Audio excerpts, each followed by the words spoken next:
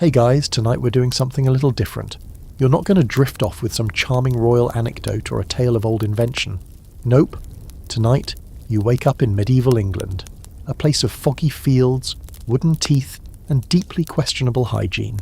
You're about to test your luck, your stomach, and your will to live. Spoiler alert, you probably won't survive this. So before you get comfortable, take a moment to like the video and subscribe, but only if you genuinely enjoy what I do here. I don't want pity clicks, I want fellow history nerds. And hey, drop your city and what time it is where you're watching from. I love seeing who's out there half asleep with me. Now dim the lights, maybe turn on a fan for that soft background hum, and let's ease into tonight's journey together. You wake up coughing. The air is thick, smoky, and smells like a wet dog wearing a cabbage perfume. You're lying on a mat of straw that has something moving inside it. Probably bugs. Your bed is tucked into the corner of a tiny cottage made entirely of timber, mud, and whatever the wind didn't blow away last week. Sunlight pokes through the wooden slats, and you can hear chickens clucking right outside your head. Because yes, the chickens sleep inside with you. So does the pig. She's got a name, something like Grumda, and she's eyeballing you like you might be breakfast. This is your home now. You're a peasant in a 13th century English village, somewhere near the edge of a muddy path that probably counts as a road. You sit up and immediately hit your head on a low ceiling beam. You've already got a bump. Great start. Your first sensation is cold. Deep, joint-aching cold. There's a tiny fire in the centre of the room, but it's mostly smoke and crackle, doing nothing to warm you. The walls are coated in years of soot. There's no chimney. The smoke just drifts up into the thatch roof, slowly turning everything inside and everyone into smoked ham. You smell like burnt onion and damp wood, and honestly, you kind of always will. Next to you are a couple of other beds. Really just hay piles where your family sleeps. Maybe it's your family. Hard to tell, someone's snoring. One of the kids has fleas. One of the adults probably does too. It's fine. Fleas are like roommates. You don't love them, but you learn to coexist. Outside, a rooster screams into the morning like it's personally offended. You shuffle to the door, no knob, just a heavy wooden slab, and step out into the yard. You immediately sink ankle deep into mud. It's everywhere. Mud is the official texture of this time period. Mud in your socks, mud in your food, mud in your thoughts. You look around. The village is maybe 20 buildings total, all squat little homes like yours, surrounded by thin wooden fences, trying and failing to keep livestock in their place. Sheep are wandering freely. A goat is chewing someone's laundry.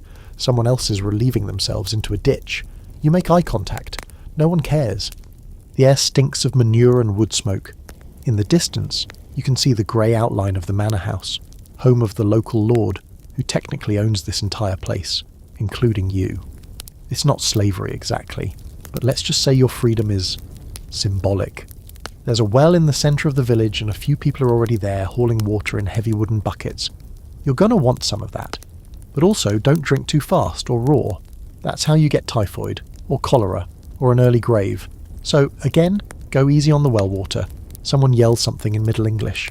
You don't understand it at first, but you realise they're shouting at you to get your lazy self moving.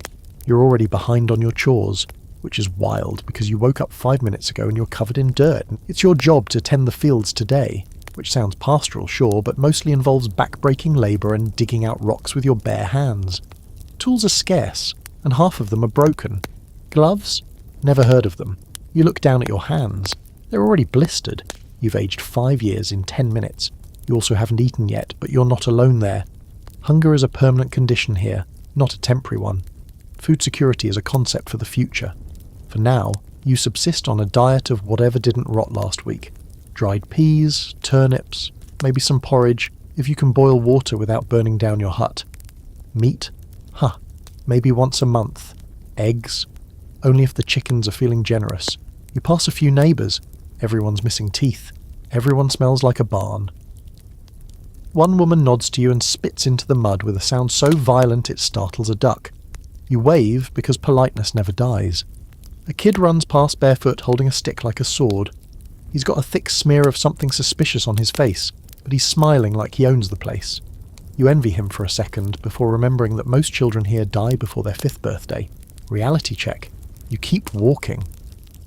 The landscape around you is mostly flat. Fields upon fields, broken only by low stone walls and hedgerows. You hear distant bells ringing from the parish church, calling people to morning prayers.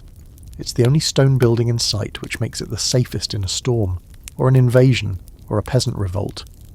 A wind picks up, rustling the leaves, and you get a brief moment of peace. The sky is overcast, which is normal, and the horizon is a soft, misty blur.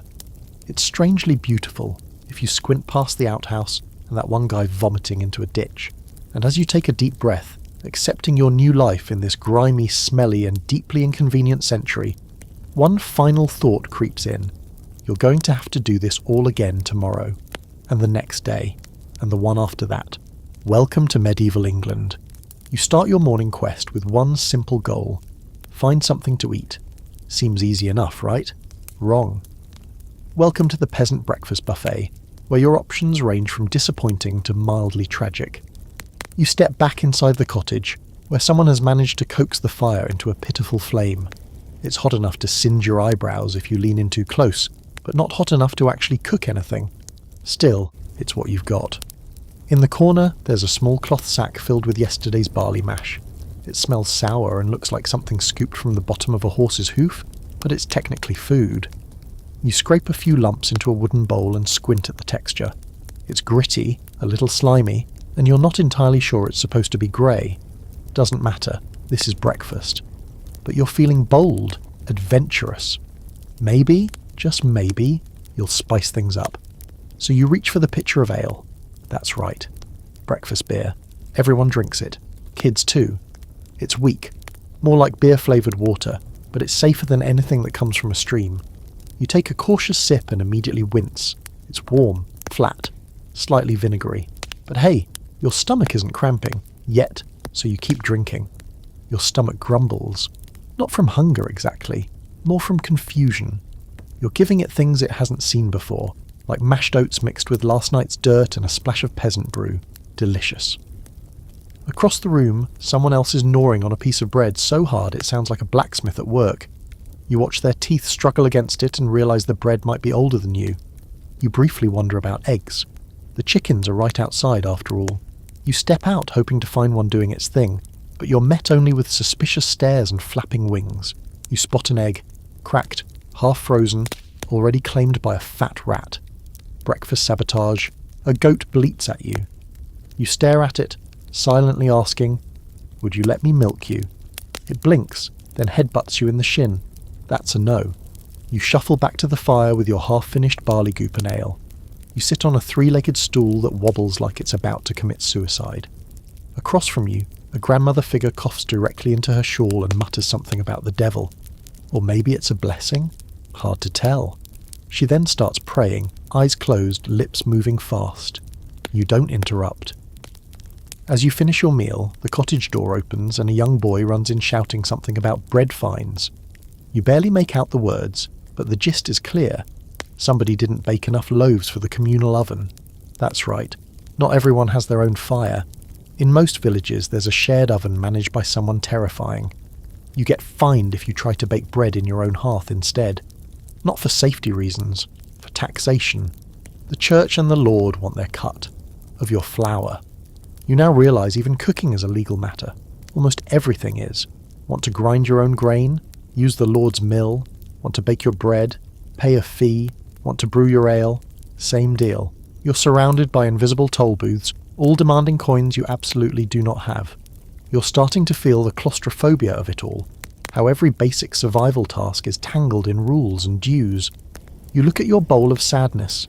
You were hoping for a hearty meal, but instead, you're eating what is essentially medieval paste, sipping lukewarm beer like it's a consolation prize.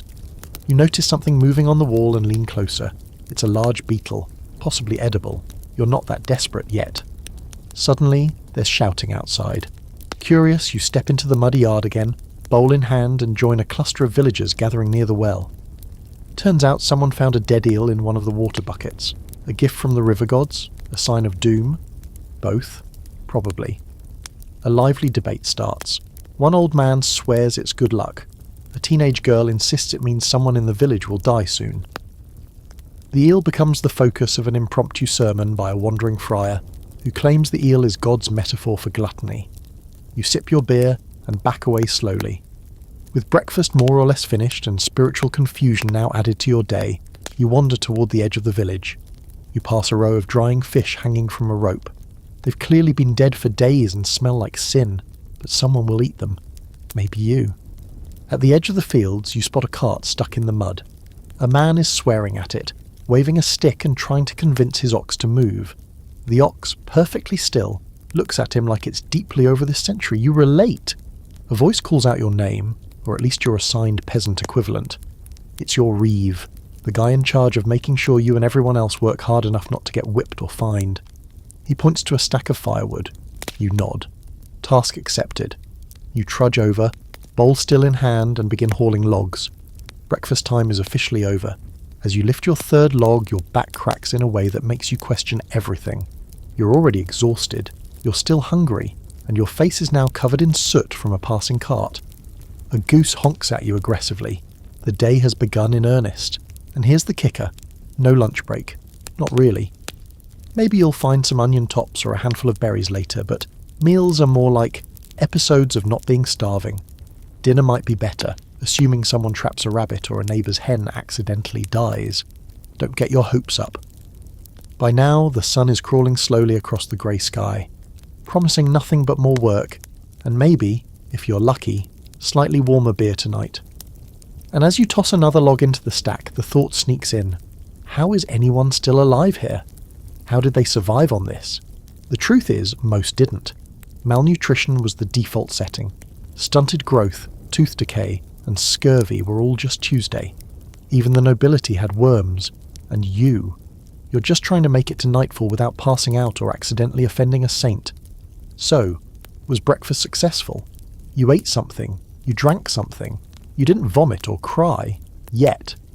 In this time period, that's basically a 5-star experience. The day stretches out in front of you like an open wound, raw, endless, and in desperate need of stitches. After your culinary adventure of barley sludge and warm ale, you're immediately thrown into the soul-crushing rhythm of peasant life. Welcome to the grind, where labour isn't just a thing you do, it's the definition of your existence. You're directed toward the open field beyond the village, where a handful of other villagers are already bent over like croissants, hacking at the soil with crude tools. The field's called the common, which sounds cosy until you realise it refers to the fact that everybody's using it, fighting over it, and somehow still starving. The tool in your hand is technically a hoe, but it feels more like a sharpened stick tied to a rock.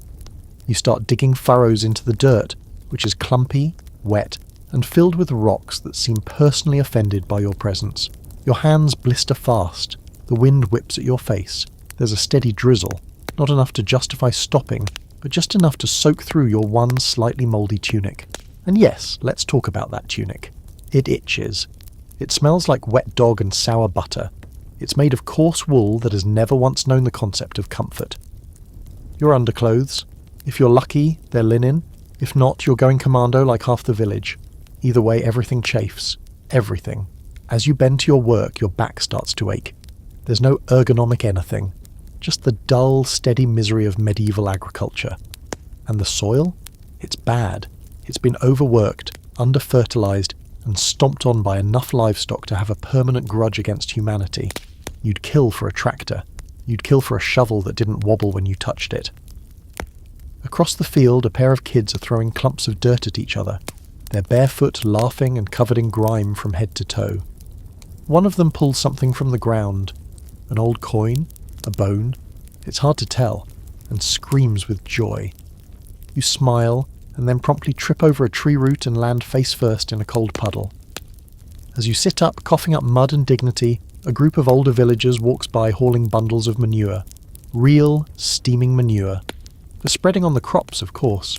The scent hits you like a spiritual attack. It's pungent, earthy, and somehow sweet in the worst way. One of the bundles drips onto your boot. You stare at it, sigh, and keep digging. By midday, though the sun is more of a suggestion than a light source, you're sore, hungry again, and entirely disillusioned. A man with a mangled ear offers you a strip of dried turnip as a snack. You chew it slowly. It tastes like a pencil, but it's something. The reeve shows up again to bark orders. This time, you're instructed to assist with muck spreading. That's not a metaphor. It's exactly what it sounds like. You follow a cart loaded with manure, grabbing clumps with a wooden spade and flinging them in wide arcs across the field. Every splash sends a bit of it back into the air, into your eyes, into your soul. And here's a fun fact. The average medieval peasant consumed over 4,000 calories a day. Not because they were living the high life, but because this kind of work burns through your body like a furnace. You sweat, freeze, lift, haul, bend, drag, pull and squat until your knees beg for mercy. There are no breaks, no benches, no self-care. As you work, you overhear a conversation about someone in the next village over being fined for skipping a day in the fields. His punishment? Extra labour and a public flogging. You swallow hard. Suddenly your aching arms don't seem so bad. You can't afford disobedience. You can barely afford to exist. Occasionally a priest walks by, offering blessings and disapproving glances. You're supposed to thank God for your lot in life. After all, you could have been born a leper, or French. And speaking of God, your entire workday is framed by religious expectations. No working on Sunday, prayers at sunrise, feast days scattered through the calendar, each one more confusing than the last. Today is, apparently, the Feast of St. Mildred. You have no idea what she did, but someone left her a cabbage on the chapel doorstep. By late afternoon your fingers are numb. The muck is under your nails, in your ears and on your tongue. You gag a little. A crow lands nearby and eyes you like it's planning your funeral. But amid all this filth and fatigue, something strangely beautiful happens. The clouds shift. A beam of sunlight breaks through and casts a golden hue over the field. Dust glitters in the air. The wind dies down. For a moment the world feels almost gentle. Then someone behind you sneezes with enough force to rattle the livestock, and you're dragged back into reality. As the sun begins to dip low, signalling the end of another grueling day, you drag your aching body back toward the village. Your tunic is stiff with dried mud. Your back throbs. Your feet are a horror story, and you're still hungry. Back in the village, the evening routine begins. Fires are lit, chickens are wrangled, someone is shouting about a missing goose again. You collapse onto a stool near the hearth. A woman offers you a chunk of cheese. It's hard enough to chip a tooth, but you accept it like it's gold. You stare into the flames and try not to think about tomorrow, because tomorrow is exactly the same, and the next day, and the next. This is life for the average peasant. Ceaseless work, aching joints, and the constant fear of famine, illness, or tax collectors. And yet somehow people managed. They laughed, they fell in love, they sang weird songs about turnips. You've survived your first full workday, barely. Welcome to the grind, only 12,000 more to go. The sun barely disappears behind the trees before another voice rings out across the village. A sharp, urgent call to gather. You've barely had time to peel the dried manure off your sleeves when a neighbour grabs your arm and points toward the manor house. "He's coming," she whispers. You don't need to ask who. You already know. The Lord, your Lord. The man who technically owns the land, the livestock, the village, and if we're being brutally honest, a large portion of your current autonomy. You haul yourself to your feet with a groan and follow the slow migration of villagers toward the clearing near the church, where the Lord likes to make his grand appearances. You've never actually spoken to him, but you've heard plenty of stories. He's either a cruel tyrant who fines people for looking at him sideways, or a drunken idiot who once tried to joust a windmill. Possibly both. When you arrive, the scene is half circus, half courtroom. Villagers gather in a loose, nervous semicircle, all facing the arriving procession. A few mounted men in dusty armour, followed by a wagon full of sacks and scrolls, and finally the man himself, draped in what must be his casual power outfit, a fur-lined cloak, a tunic brighter than the rest of the colourless village, and boots clean enough to suggest he's never walked anywhere that didn't already smell like rosewater. He looks down from his horse with an expression that says, "I don't know your names, but I own your destinies." A steward, gaunt, grim, and suspiciously rodent-like, steps forward and unrolls a piece of parchment. The crowd collectively tenses. Announcements are never good. No one gets summoned for a surprise birthday party here. His lordship would like to remind all tenants that tax day is this Friday before sundown. All dues to be paid in full, 12 eggs, 1 bushel of barley, and 6 days of labour per family. He pauses and looks over the top of the scroll. No exceptions. There's a low murmur through the crowd. You glance around. Most people look like they haven't seen 12 eggs in a year, let alone in one basket. Barley? Maybe if the field stops hating you for a day. And 6 days of labour, you're already working 12 out of 7, but it gets better. Additionally, the steward continues, the reeve reports that 2 families have fallen behind in their grain tithe.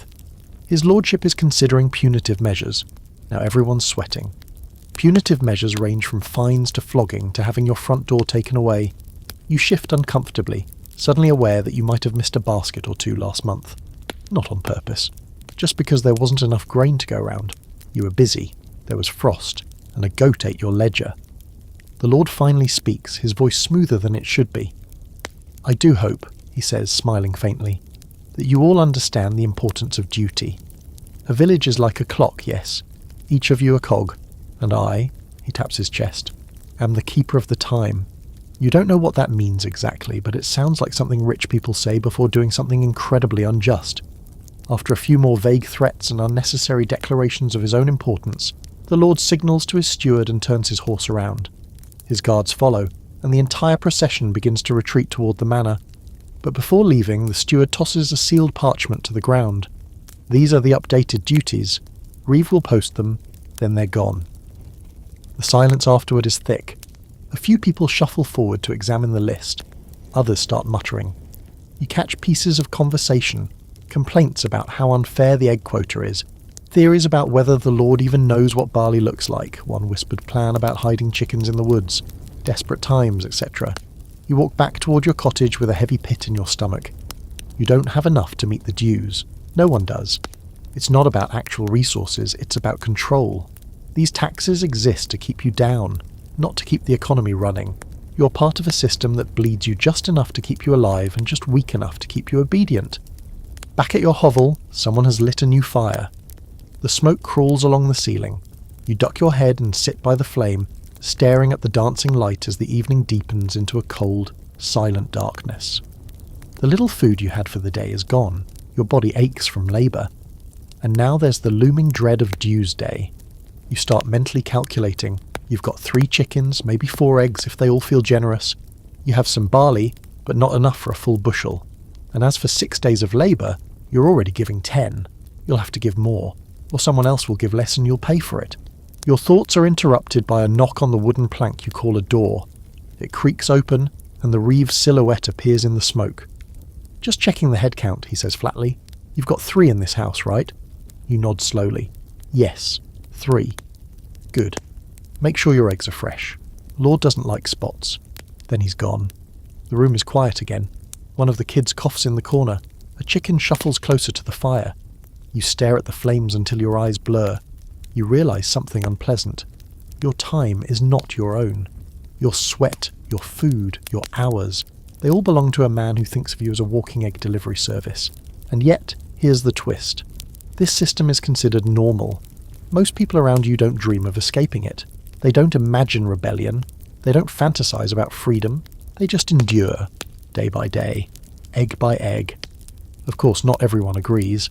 Somewhere out there, ideas are beginning to stir, serfs talking back, whispering about fairness, justice, even revolution.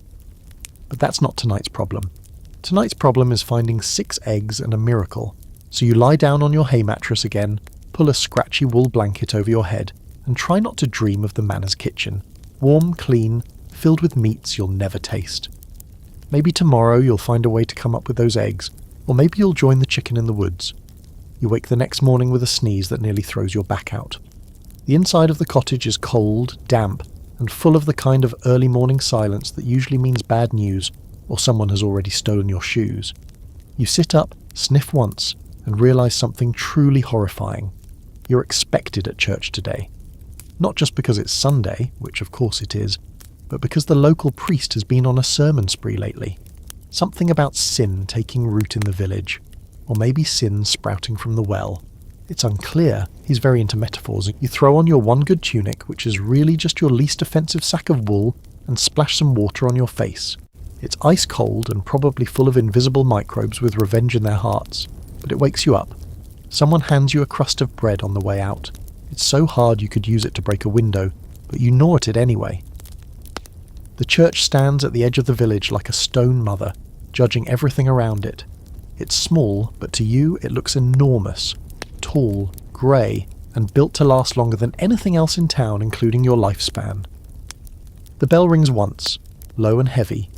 You join the slow, grim shuffle of villagers entering the nave, hats in hand, expressions somewhere between reverence and mild panic. Inside, it's cold. It's always cold. The stone walls hold onto the chill like a grudge. There are no pews for the poor. You stand shoulder to shoulder with 50 other souls, staring ahead at a wooden altar decorated with a slightly off-brand depiction of Jesus that makes him look oddly smug.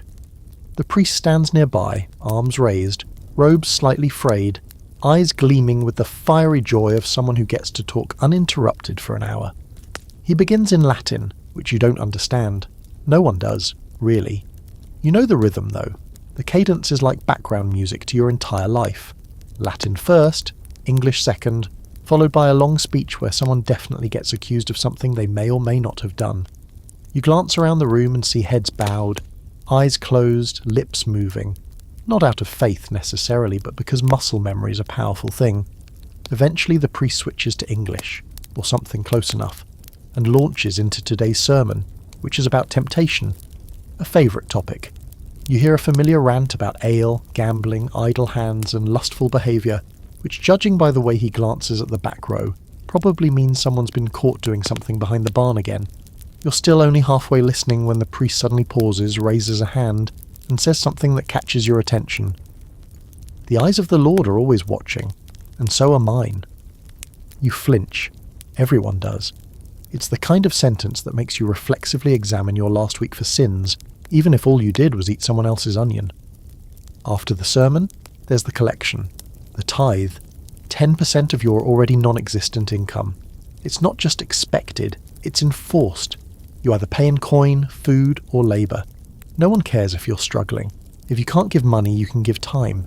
If you can't give time, maybe you can spare your only candle. Something. Anything. You drop a few withered herbs into the basket and hope they look valuable. As you file out, the priest stands by the door, nodding and muttering blessings. His breath smells like old onions and holy wine. When it's your turn, he grips your shoulder and says, "Stay on the narrow path." You nod solemnly and resist the urge to ask if he knows where that path actually is, because all you've seen lately is mud. Outside, a small group gathers near the chapel wall where the sin board hangs. It's not official, but everyone treats it like gospel. Scratched names, rumours, debts, and moral infractions, all anonymously posted by villagers who love gossip as much as they fear God. You see someone's accused of hoarding grain, someone else allegedly danced during Lent. Scandalous stuff. You skim quickly and thank the heavens your name isn't up there. Yet. As the crowd disperses, you spot a few members of the village elite chatting in their slightly cleaner clothes. One of them is the bailiff's son. He's got boots with real buckles. You try not to stare, but they glint in the sun like tiny golden lies. You walk back toward your hovel, reflecting on the strange fusion of faith and fear that governs everything here. Church isn't just a place to pray, it's the surveillance system, it's the moral compass, it's the social media feed. If the Lord of the Manor controls your body, the church controls your soul, and both are competing to see who can make you feel more guilty for existing. And here's a strange historical twist. Even though the church holds enormous power, some of its own clergy don't fully buy in. You've overheard rumours, whispers about monks who doubt the papacy, who secretly read Greek texts, who question the tithes. But publicly, everyone nods, bows, and pays. Doubt is dangerous. It's easier to just keep walking the line. By the time you're home, you're starving again. You spot your neighbour boiling something that might be a turnip or might be a rock. Smells decent though. The kids are chasing a chicken with wild determination. A few villagers are already picking up tools for more fieldwork. The Sabbath might be holy, but it doesn't pay the bills, especially when the Lord's quota is due in 5 days. As the sky shifts into greyish afternoon, you try to steal a few moments of rest. You sit beside the fire, sip the last of your watered-down ale, and stare at the wall. There's a small wooden carving nailed to the beam above the hearth, a crude depiction of St. Cuthbert. He's holding a fish and looks mildly annoyed. You pray to him anyway. Can't hurt. You say something like, "Help me find more eggs," and "Please don't let me be the next name on the sin board." You close your eyes. You rest your head. You try not to think about the eternal dance between salvation and starvation. But deep down, you know one thing for certain.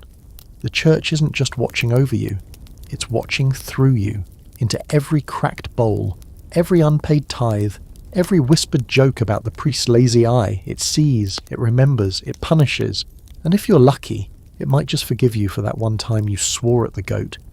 There's something deeply ironic about needing water to survive when most of it around you wants you dead. After your Sunday brush with salvation, you wake the next morning with a throat so dry it feels like you swallowed a handful of old straw. Your lips are cracked, your breath tastes like wood smoke and regret, and your first coherent thought is simple: I need a drink. Unfortunately, in medieval England, this is a high-stakes gamble.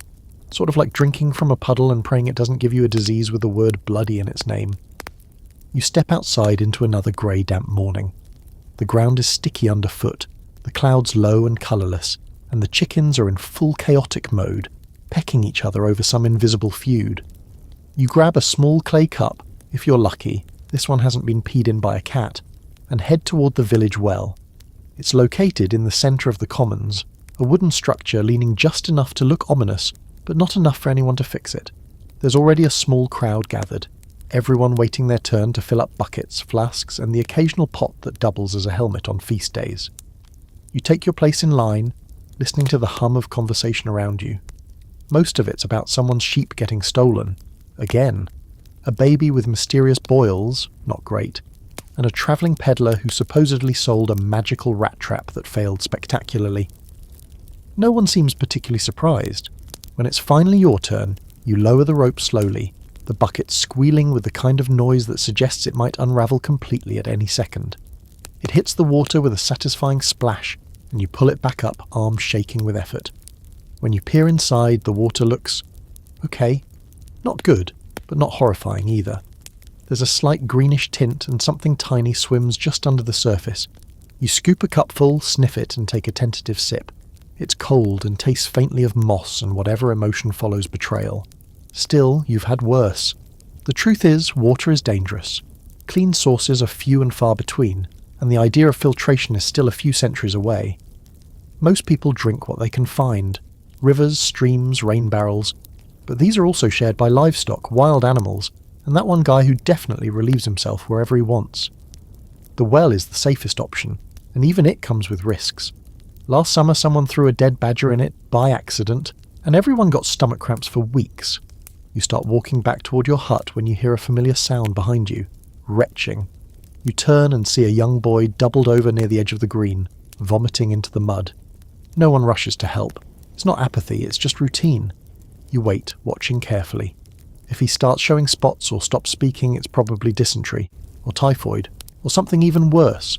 Someone makes the sign of the cross. You do the same, just in case. As you head back, you pass the village stream. It's a slow, winding little thing, and on sunny days, rare as they are, children sometimes wade in it, laughing and splashing like they don't know it's basically a liquid grave. Today, though, it smells wrong. You stop and glance down the bank where a sheep carcass is lodged between some rocks, bobbing gently like a terrible little boat. So, yeah, not drinking from that anytime soon. This is where ale comes in.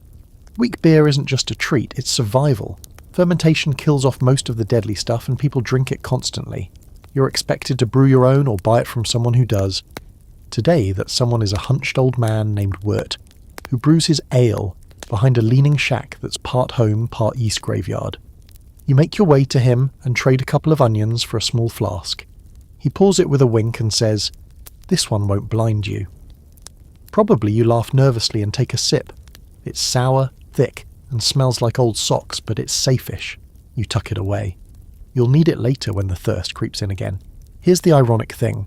You're surrounded by water in some form almost all the time. Rivers, rain, puddles, snow, but almost none of it is safe to drink, and everyone knows it. That's why you boil what you can. That's why you drink ale and weak wine and even vinegar water. Anything to avoid the stomach monsters. Even the nobility isn't immune. Sure, they have silver cups and imported spices to make their drinks smell better, but they're still filling their goblets from the same diseased rivers, just upstream. Royalty gets diarrhea too. They just have servants to blame. You remember a story the priest told once. about a king who drank only rainwater collected from church rooftops because he thought it was holier. He died of bladder fever, which is the kind of thing that sounds made up until you realise it was just another way of saying his insides rotted out one sip at a time. But here's a weirder twist. Some people prefer not to drink water at all. There are fringe beliefs that plain water is unhealthy, that it makes your blood cold or weakens your humours. Some people bathe in it, rarely, but refuse to let it near their mouths. So while you're just trying not to die from a cup of moss juice, someone else is claiming ale is the divine path to inner balance. Even the church has opinions. Water is symbolic, cleansing, holy, and baptismal. But that doesn't mean the priest is chugging from the well. He's got his own stash of mead and a suspiciously nice wine flask. You've seen him sipping it during Vespers when he thinks no one's looking. Back home, you set your cup down carefully, away from the fire where no animals can knock it over or do something unholy to it. You think about tomorrow, more chores, more ale, more staring at water like it's both salvation and silent killer. Your body aches from dehydration in ways you didn't know were possible. Your mouth tastes like soot and barley. You think of the dead sheep in the stream and suppress a gag. And here's the truly wild part. This isn't a crisis. It's just life. Everyone is chronically thirsty, mildly ill, and one gulp away from disaster. But no one panics, because panic takes energy. And energy requires hydration. And hydration is currently fermenting in Wirt's shed. You lie down that night with your flask tucked close, like a child might cling to a toy. You're not afraid of the dark or the rats or the weird noise the goat made earlier. You're afraid of drinking the wrong thing and waking up with your insides trying to escape your body. So you whisper a small prayer, not to St. Cuthbert this time, but to anyone listening. Please let the water not kill me this week. It's a low bar, but here in medieval England, that's called optimism. You've had a full day of labour, church, and drinking suspiciously cloudy liquids, so naturally, the next thing on your calendar is a journey to town. It's market day. The sun has barely risen, and you're already awake, stomach growling, shoulders sore and brain whispering. Don't go. Just don't. But you have no choice. Your household is low on salt, completely out of thread, and someone desperately needs a new cooking pot after the last one cracked in half when the fire got too enthusiastic. So you bundle up in your best walking rags, grab your sack of trade goods, 2 eggs, a wedge of questionable cheese, and some dried herbs you're not, entirely sure are legal, and start the trek. It's 5 miles to the nearest market town, over muddy paths, through bramble-choked woods, and past at least one place where bandits have definitely murdered someone. You try not to think about it. The road is alive with people, other villagers with sacks of onions, a shepherd driving a flock that seems actively suicidal, a travelling tinker whose cart is missing a wheel, and whose song is stuck on an eternal loop about a magical rooster. Everyone's headed the same way. Safety in numbers, maybe, or just mutual misery. By the time you reach the town's outskirts, your feet are soaked, your back is aching, and you've been overtaken by a nun riding a donkey that looked deeply ashamed of its life choices. Still, there it is, the town gate. Stone walls rising from the earth like some divine middle finger. The gate itself is guarded by 2 men in dull chainmail who look bored and vaguely constipated. They don't even glance at you, but you still avoid eye contact just in case someone decides to daze the day to enforce a random toll. Inside, the town is chaos. Smells hit you first, a mixture of fresh bread, horse manure, spices, fish, and the kind of human odour that can only be described as emotional. There are stalls lining the narrow streets, each one manned by someone shouting their lungs out about how their onions are definitely not rotten, or how their cloth was totally woven by monks in France. Spoiler, it wasn't. You start weaving your way through the crowd, holding your sack tight to your chest. Pickpockets are a real problem here. Small children with suspiciously clean hands keep bumping into people, and somewhere, you're pretty sure someone just lost a shoe, or a finger. Your first stop is the salt cellar, a squat man with a nose like a turnip and a voice like a crow. He eyes your eggs with disdain, but agrees to give you a small pouch of salt in exchange. You thank him and back away slowly, because the last time someone questioned his prices, he bit them, literally. Next, you look for thread. There's a woman selling bits of fabric, spools of coarse linen thread, and what might be sheep teeth disguised as beads. She gives you a look that says, "I don't trust you," and you return one that says, "Fair." Still, you manage to trade the cheese wedge for a bundle of thread, though you notice she sniffs it 3 times before agreeing. Feeling emboldened by your success, you start browsing. Market day isn't just about trade, it's also about news, gossip and entertainment. You pass a juggler in the square balancing 3 apples and a boot. A man on stilts calls out blessings in a booming voice, though he's clearly drunk and nearly knocks over a fishmonger's stall. Kids are gathered around a puppet show depicting St. George stabbing a dragon that suspiciously resembles a dog with scales glued on. The crowd cheers anyway. You overhear someone whispering about a local lord raising taxes, another talking about a nearby village getting hit with a mysterious sickness, and a third claiming they saw a witch in the woods with glowing eyes and a pet fox that spoke Latin. You decide that one might be an exaggeration. You're about to head back when something stops you. An odd little tent tucked between 2 buildings. No sign, no banner. Just a curtain and a small table outside with a jar labelled Miracle Cures. Curiosity gets the better of you.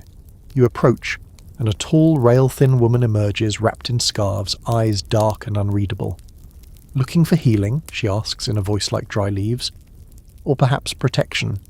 She gestures to a tray of herbs, bones, and something that might be a mummified lizard. You pretend to browse. She leans closer. "The water's been wrong lately. Best carry a charm for safety." You nod, hand over a few dried herbs, and she gives you a pouch filled with something. Probably nonsense, but you tuck it into your shirt anyway. You've seen too many people fall sick for no reason, and if a pouch of twigs and bone dust keeps you safe, why not? On your way out of the town square, you stop at a bread stall. The loaves are overpriced and hard as bricks, but you manage to trade for one using your last bit of dried sage. The merchant grunts approval and throws in a tiny heel of crust as a bonus. You'll treasure it. By now, the sky's starting to dim. You're exhausted, feet blistered, and you've got to walk 5 miles back before nightfall. Bandits tend to come out after dark. So do wolves. Also, according to one very dramatic boy in your village, there's a giant with 7 toes in the woods, but you suspect that's just his uncle with bad footwear. The journey back is quiet. Everyone's too tired to talk. The donkey nun passes you again, nodding like she knows something you don't. You arrive home just as the last light slips below the trees. Inside your cottage, you lay out your haul. Thread, salt, slightly haunted bread, and your new miracle pouch. Not bad, not amazing. But in this world, even surviving market day without losing your money, dignity, or spleen is a win. As you lie down to sleep, you think about the city, how alive it is, how dangerous, how tempting. You understand why some people leave their villages behind, chasing the illusion of freedom in the city walls. But you also understand how many of them never come back. Market day isn't just a chance to trade goods, it's a mirror. You see what you don't have, you see what you'll never be, and you go home holding tight to whatever you manage to grasp. You wake up scratching. Not a polite little itch behind the ear, this is a full-body frantic clawing, like your skin has decided it no longer wants you living inside it. You throw off your blanket and peer down at your arms in the dim morning light. Red bumps, everywhere. Your body looks like it lost a battle with a swarm of angry mosquitoes, but you know better. This isn't mosquitoes. This is medieval England's version of an alarm clock. Lice. The entire village has them. No one talks about it like it's a problem. It's more like weather. Sometimes bad, sometimes worse, never avoidable. You start picking them out of your tunic seams with a kind of calm, dead-eyed acceptance usually reserved for people shelling peas or witnessing minor crimes. One of the kids nearby is also scratching. A good sign, in that misery loves company sort of way. But the bumps are worse today, spreading down your chest, up your neck, behind your ears. You start wondering if it's something else. Fleas? Mites? Bubonic plague? No. Too early in the timeline. Hopefully. Either way, you need help, and this is how you find yourself heading toward the edge of the woods, to the house of the wise woman. Now every village has one. Part healer, part herbalist, part gossip repository. In yours, it's a woman named Elswith, who lives in a crooked cottage beneath an ash tree with a yard full of rusting charms, bones and skulls that may or may not be decorative. Some folks call her a miracle worker, others call her a witch. The truth? She's both, depending on who you ask and whether or not she fixed your gout. You push open her gate and step onto a path of crushed herbs that smell surprisingly pleasant. The door creaks open before you knock. She's already waiting. "Let me guess," she says, eyeing your arms. "You've been sleeping near the chimney, or near old straw, or near that goat again." You offer her a weak smile and step inside. The cottage is dark but warm, walls lined with jars of things in liquid. Roots, bugs, flowers, something that looks alarmingly like a shriveled finger. Dried plants hang from the beams overhead. A black cat watches you from the corner, blinking slowly as if judging every life choice you've ever made. Elswith sets you on a stool, leans in, and starts examining your skin with the gentle touch of someone who's seen it all before, and probably treated worse. "You're not dying," she declares, "but your blood's running hot. It's heat and filth, and nerves, maybe demons." You nod solemnly. "Maybe demons." She turns to a shelf and begins mixing something in a small wooden bowl. Leaves, bark, a sprinkle of something grey. Then she pours a hot liquid over it, stirs, and hands you a rag soaked in the mixture. "Rub this on your arms. Don't eat it. Don't sleep on it. Don't breathe too much while it's wet. Actually, just don't talk until tomorrow." You nod again, very seriously, and start applying the mixture. It burns slightly but smells like mint and wet earth. Refreshing, in a stinging, possibly dangerous sort of way. As she works, Elswith starts talking, low and fast, a stream of commentary that's half gossip, half spell. The baker's wife has a weeping sore behind her knee. 3 pigs died last week, all from the same sty. Someone saw lights in the forest. Blue ones dancing. That means a soul's escaped, or there's something buried. You're not sure how much of this is real or just theatrical ambience, but it's comforting in its own way. You're getting treated and updated at the same time. Efficiency. She asks you about your dreams, whether you've had any strange ones lately. You mention the one with the talking fish and the rain of teeth. She pauses, nods slowly and says, That's not ideal." Then she hands you a pouch of dried herbs. "Put this under your pillow. Might scare away the wrong dreams, or attract better ones. Depends on the moon." As you prepare to leave, she hands you a bottle filled with something thick and dark. "If the rash spreads," she says, "drink a teaspoon of this. Only once. If you drink it twice, your tongue will turn black and start telling secrets." You laugh nervously until you realise she's not joking. You hand her your payment, an old spoon, a slice of bread, and a promise to bring her nettle roots later in the week. She seems pleased. "Tell no one you came here," she says, "but also tell everyone I cured you." Classic. As you walk back through the woods, the birds chirp softly overhead. The air smells like loam and tree bark, and for the first time in days your skin feels manageable. Not cured, but better. At least you're not actively thinking about peeling your own arms off. Back in the village, you keep your head down. Not because you're ashamed, but because being seen visiting Elswith can be dangerous. Healing is one thing, witchcraft is another, and those two lines blur constantly. The church doesn't approve of her methods. Too earthy, too mystical, too woman. The Lord tolerates her because his wife's back stopped hurting after Elswith gave her a beetle-infused poultice. But if someone important suddenly decides to go full moral panic, it's her cottage that burns first. Still, everyone visits her. Quietly, after dark, with bartered goods and hopeful expressions. Even the priest, you suspect, once came down with the itch and left with a bottle that mysteriously fixed it overnight. You sit by the fire that evening, dabbing the last of the ointment onto your arms, and think about how fragile survival really is. Not just physically, but socially. One wrong visit, one whispered accusation, and you could end up shackled, paraded through town, or worse, tried as a heretic.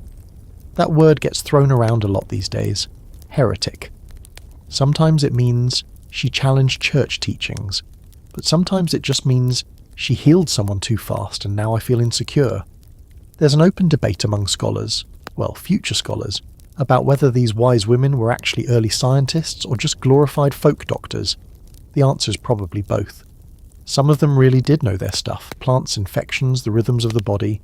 Others, total frauds who handed out mushroom tea and hoped for the best. But to you, Elswith is a lifeline.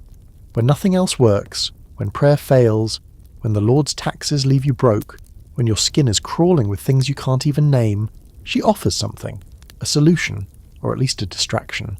And sometimes that's all survival is, the next small solution. That night you fall asleep more easily than usual, the herb pouch tucked under your straw-stuffed pillow. You don't dream about fish or teeth. You don't dream at all. You wake to silence, faint morning light, and the realization that your rash has faded a little. You smile. Then you hear someone scream about their goat going missing again, and just like that, the medieval morning resumes. You wake to frost creeping in through the gaps in the wall, settling quietly on the inside of your blanket like winter is politely reminding you who's in charge now. Your breath hangs in the air, a pale ghost of itself, and your toes, well, you can't feel them, which is either deeply alarming or just another Monday. It's winter in medieval England, and you're about to experience a season that doesn't gently knock at the door so much as kick it open and demand all your food, warmth and dignity. The cottage is silent except for the soft popping of the last embers in the hearth. The fire went out hours ago, which means you're starting your morning the old-fashioned way, freezing and bitter. Someone's already up. You can hear the shuffle of boots and the muffled curses that mean someone stubbed a toe in the dark. You pull on your stiff tunic, now slightly damp from yesterday's snowmelt and smelling faintly of wet wool and ancient onions. Nothing dries in winter. Everything is cold, including hope. Outside, the world is white and silent. Snow has blanketed the village, hiding the mud and waste, covering even the most unfortunate goat mishaps with a layer of seasonal charm. It would be beautiful if it didn't mean the start of 4 months of absolute misery. You step out and your breath catches, not from the view, but because the air is a slap to the lungs. It's the kind of cold that feels personal. Your first task is firewood, of course. Always firewood. You make your way to the shared pile near the edge of the green, where a few other villagers are already hacking away at frozen logs with axes that look like they've survived 3 wars. The pile is low, too low. Everyone knows it. No one says it. You take your turn, splitting logs with stiff fingers, the axe bouncing occasionally off the wood like it's laughing at your lack of upper body strength. The cold creeps in under your fingernails, numbing them into tiny icicles. Your breath fogs the air. You start humming through clenched teeth just to keep your jaw moving. Back at your cottage, you manage to light a fire with some stubborn determination, a few dry twigs, and what might be the last scrap of kindling. The flames sputter, then catch, and you hold your hands close until your skin starts to burn. Your fingertips go from numb to stinging, and then, finally, to alive. It feels like a miracle, but warmth is temporary. Food is the real problem. The larder is nearly empty. What little you had has either frozen solid or mysteriously vanished, likely into the stomach of a neighbour with sticky fingers and an innocent face. You dig through the storage bin and find a shriveled turnip, some cracked barley, and half a smoked fish that looks like it's considering retirement. There's no foraging now. Everything edible is buried under snow or dead. Hunting is a luxury, and trapping is tricky. If you're lucky, someone in the village might trade you something for your last skein of thread or a half-broken pot. If you're unlucky, you'll be boiling nettles again by week's end. You're not starving yet, but you're in what the villagers call the hunger slope, the slow downhill slide between Yule and spring where everyone quietly tightens their belts and prays that no child coughs hard enough to stop breathing. It's a season of silence, not celebration, and with the cold comes sickness. Already, you hear it spreading through the village. Harsh coughs, wheezing breaths, sniffling so intense it sounds like someone trying to start a fire with their face. People bundle themselves in wool, layer up with every scrap of cloth they own, and hope the sweating keeps the fever at bay. You visit the neighbours, partly to check in, partly to see who has extra food. You find one old man curled under 2 blankets, breathing slow and shallow. His daughter wipes his forehead with a damp cloth and nods to you with tired eyes. You leave quietly, unsure if he'll see the thaw. Later, you help a group of villagers reinforce the livestock pen.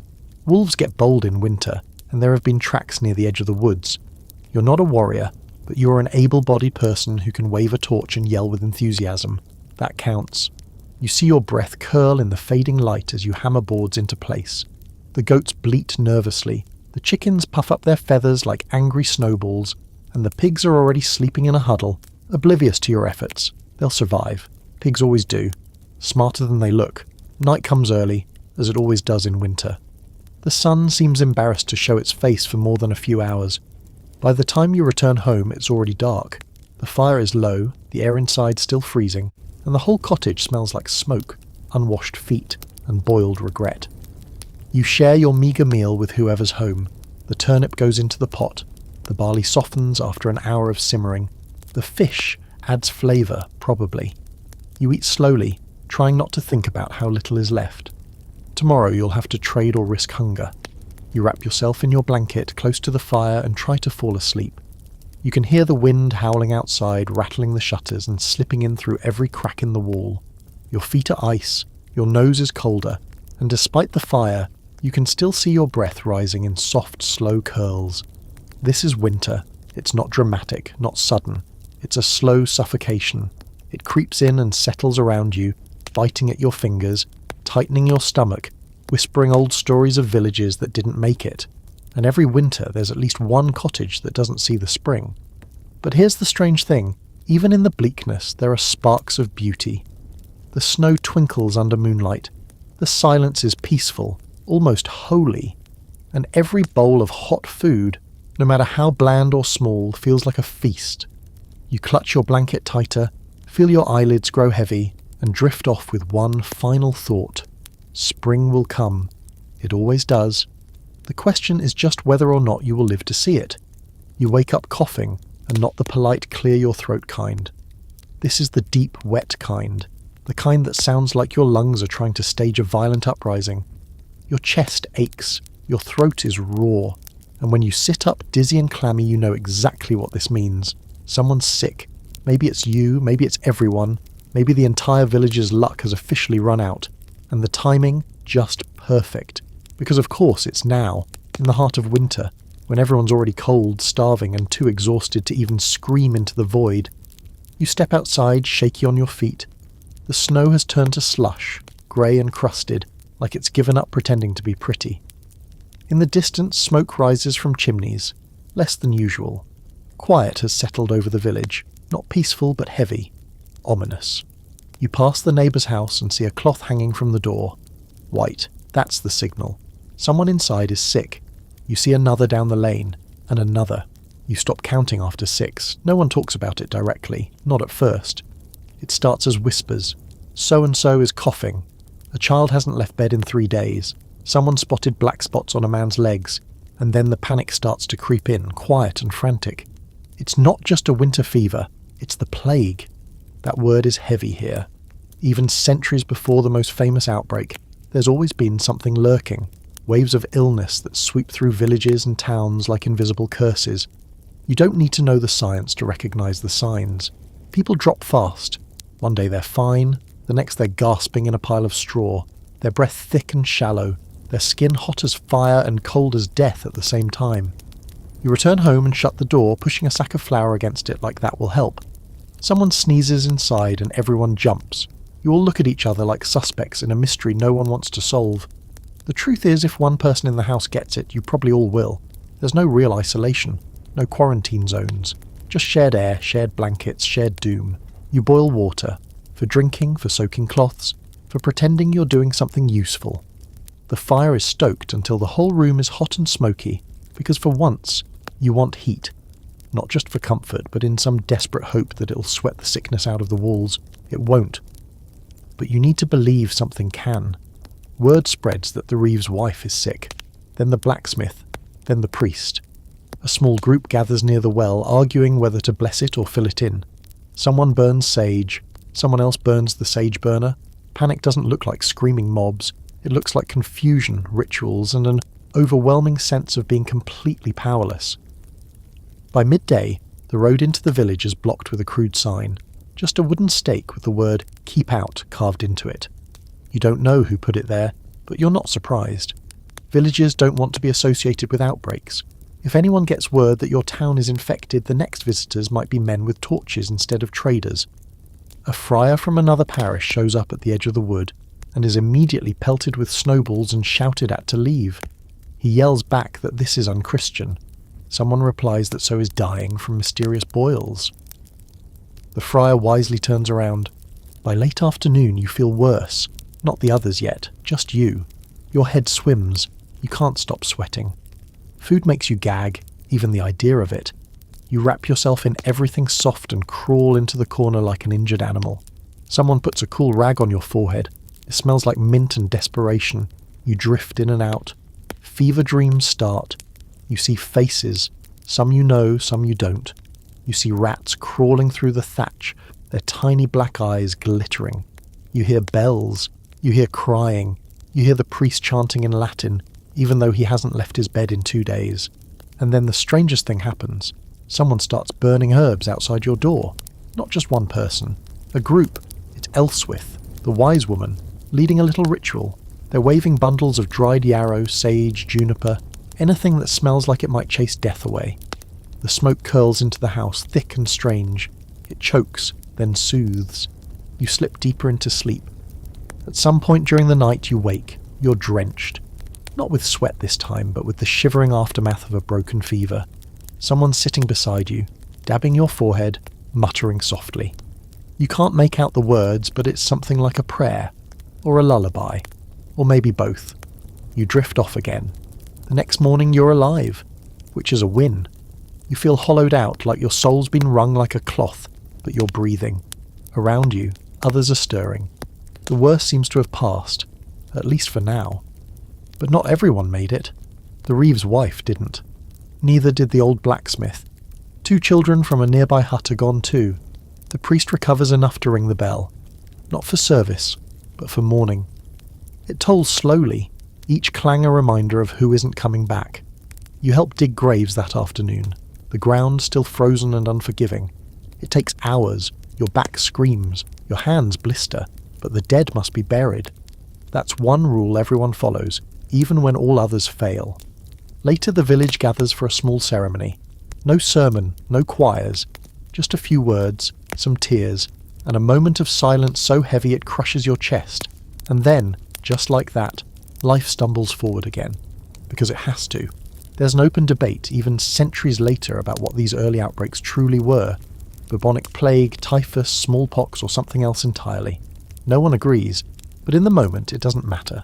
To you, it was a shadow passing through your home, brushing against your skin and deciding, arbitrarily, unfairly, to spare you. As you sit beside the fire that night, throat sore, body weak, you look around and see life beginning again in slow, careful movements. Someone's cooking a thin stew. A baby starts to cry. The chickens are still alive. Elswith walks past your window with her bundle of herbs and gives a tiny nod. You nod back. The plague came, it stayed just long enough to remind you of your place in this world. Small, fragile, one cold wind away from nothing. But you're still here, and that, in medieval terms, is a miracle. The village is quiet, but not in the ominous cough-in-the-corner way it was last week. No, this quiet is different. It's focused, heavy. The kind of quiet that settles over people preparing for something big, or in your case, something terrifying. Because today is the day you've been roped into weapons training. That's right. You, a peasant who can barely split firewood without pulling something in your back, are about to be handed a real weapon and told to swing it at things. For defence, they say. For the realm. But you know the truth. The Lord needs more bodies with swords, and you're one of the unlucky limbs he picked. It starts early, of course. Before dawn, you're shaken awake by a boy barely old enough to hold a chicken. Training day, he mutters, then runs off, probably to warn the next poor soul. You roll out of bed, bones creaking like a windmill in need of oil, and throw on your sturdiest rags. Thick wool trousers, a patched tunic, and the one belt that doesn't immediately unravel when tugged. Not exactly battle gear, but is all you've got. Outside, a few dozen others have already gathered near the open field behind the chapel, some yawning, some stretching, some already looking for excuses to limp home. At the front stands Sir Roderick, the local knight and professional helmet model. He's tall, broad, and very shiny. His armour gleams in the weak morning light, which is impressive considering the rest of you look like a herd of exhausted goats. Sir Roderick doesn't waste time. You're not soldiers, he says, pacing like a schoolmaster, but you might need to act like soldiers. War waits for no man, and your lord expects you to be ready. Everyone shifts uncomfortably. There's talk of raids. There's always talk of raids. Sometimes from across the border, sometimes from across the next hill. The truth is, most peasants never see war up close. But when it comes, it doesn't knock. It kicks down doors and sets your thatch roof on fire. The first thing Sir Roderick hands you is a wooden practice sword. It's heavy, heavier than expected, like wielding a fence post made of regret. Your first swing nearly takes off your own knee. He watches, unimpressed. Try again, he grunts. You do, and again. and again. Each time the weight of the sword travels down your arm, through your spine, and into your ancestors. Your hands blister by the third swing. By the sixth, you're panting. "Now," Roderick says, "let's put you in armour." You laugh. You shouldn't have. Because moments later, a squire drags over a dented, soot-stained set of chainmail and drops it at your feet like a pile of punishment. It smells of rust, sweat, and something disturbingly sweet. You lift it slowly as if handling a sleeping bear. Putting it on feels like being wrapped in wet iron. It pulls at your shoulders, it sags at your hips, and the helmet, forget it. You can barely see, and when you can, it's just your own breath fogging up the air inside. Once everyone's geared up, or as close as possible, training begins in earnest. You're taught how to hold a sword, how to block with a shield, and how to stand without immediately falling over. It's harder than it looks. You've spent your life digging, lifting, and sweating, sure. But this is a different kind of pain. This is new muscles screaming at old ones. Eventually you're paired off with another villager. You face each other awkwardly, holding your wooden swords like overcooked sausages. Sir Roderick shouts, "Begin!" and immediately steps back to watch the carnage. You and your opponent swing at each other with all the precision of two blindfolded chickens. Your swords clash. Yours bounces off their shoulder. Theirs hits your thigh and leaves a bruise you'll be nursing for a week. A nearby pair accidentally collide heads and fall to the ground in a tangle of limbs and apologies. Sir Roderick sighs loudly. "You're not warriors," he says. "You're cabbages with legs." After more drills, more bruises, and a brief session of "this is how not to stab yourself in the foot," you're finally given a break. You collapse onto the grass and remove your helmet, sucking in air like it owes you money. Sweat clings to your skin, your arms feel like jelly, your spine has filed a formal complaint. Beside you, someone vomits quietly into a bush. Another man is cradling his hand, muttering, "It's just dislocated, it's fine, it'll go back." No one believes him. Then come the lectures. Sir Roderick walks among the group, detailing the importance of discipline, how to march in formation, and, most crucially, how to hold your line even when arrows start falling. That last part earns a few side glances, because the truth is, the moment arrows fall, half of you will be running toward the woods screaming. You're also taught about the chain of command, which is simple. Obey everyone above you, no matter how ridiculous their orders sound. If your commander says charge into a bog, you charge. If they say hold position while fire rains down from the sky, you hold. If they say pretend to be a dead tree, you wave your arms like branches and pray the enemy is near-sighted. And then there's the archery demonstration. Sir Roderick calls over a man who looks like he was carved out of wood and bad decisions. He notches an arrow, pulls back with practiced ease, and fires into a straw dummy across the field. Bullseye, he does it again, and again. Each shot lands with a satisfying thunk. Then he hands you the bow. It's a long bow. It's taller than you. You try to draw it and immediately regret every choice you've ever made. The tension is incredible. Your arms shake, your shoulder pops. The arrow launches 2 feet and drops like a sad twig. Sir Roderick doesn't even blink. "Needs work," he says. "Next." By late afternoon, training ends with a warning. If the call comes, you'll fight. Whether you're ready or not. And then, casually, he adds, "Oh, and don't forget to practice with the pike next week." You walk home limping, armour slung over your shoulder, wooden sword tucked under one arm like it might magically protect you from everything. Your body aches. Your pride is bruised. You've never felt less heroic in your life. But deep down, you get it. War doesn't care if you're ready. It just shows up. And when it does, you'd better know which end of the sword to hold. As you collapse into bed that night, arms trembling, you whisper to yourself, "Please, dear God, let there be peace for one more season." Because let's be honest, you're not ready. But then again, no one ever is. You're still sore from training. Every muscle in your body hums with betrayal, especially your thighs, which now feel like bags of wet gravel. But soreness is the least of your worries, because the next morning you're handed a spear taller than you are and told, very politely by medieval standards, that you're being drafted for war. Just like that. No ceremony, no thank you for your service. Just a gruff voice saying, "Pack a sack." We march at dawn as if you're supposed to know what packing even looks like when you own a grand total of 2 tunics, half a spoon, and an aggressive goose that doesn't travel well. The village reeve informs you it's the king's call. His Majesty needs bodies for some campaign in France or Wales, or maybe just down the road, depending on which noble got into a wine-fueled argument this time. No one seems entirely clear on the details. What you do know is that you're going, you don't have a choice, and you're not coming back quickly, if at all. You say goodbye to your family with the emotional range of a damp rag. No one wants to cry in public. Not here. The goodbye is more like an exchange of nods, a silent contract between those leaving and those staying behind to tend goats, watch the skies, and hope the plague doesn't visit again.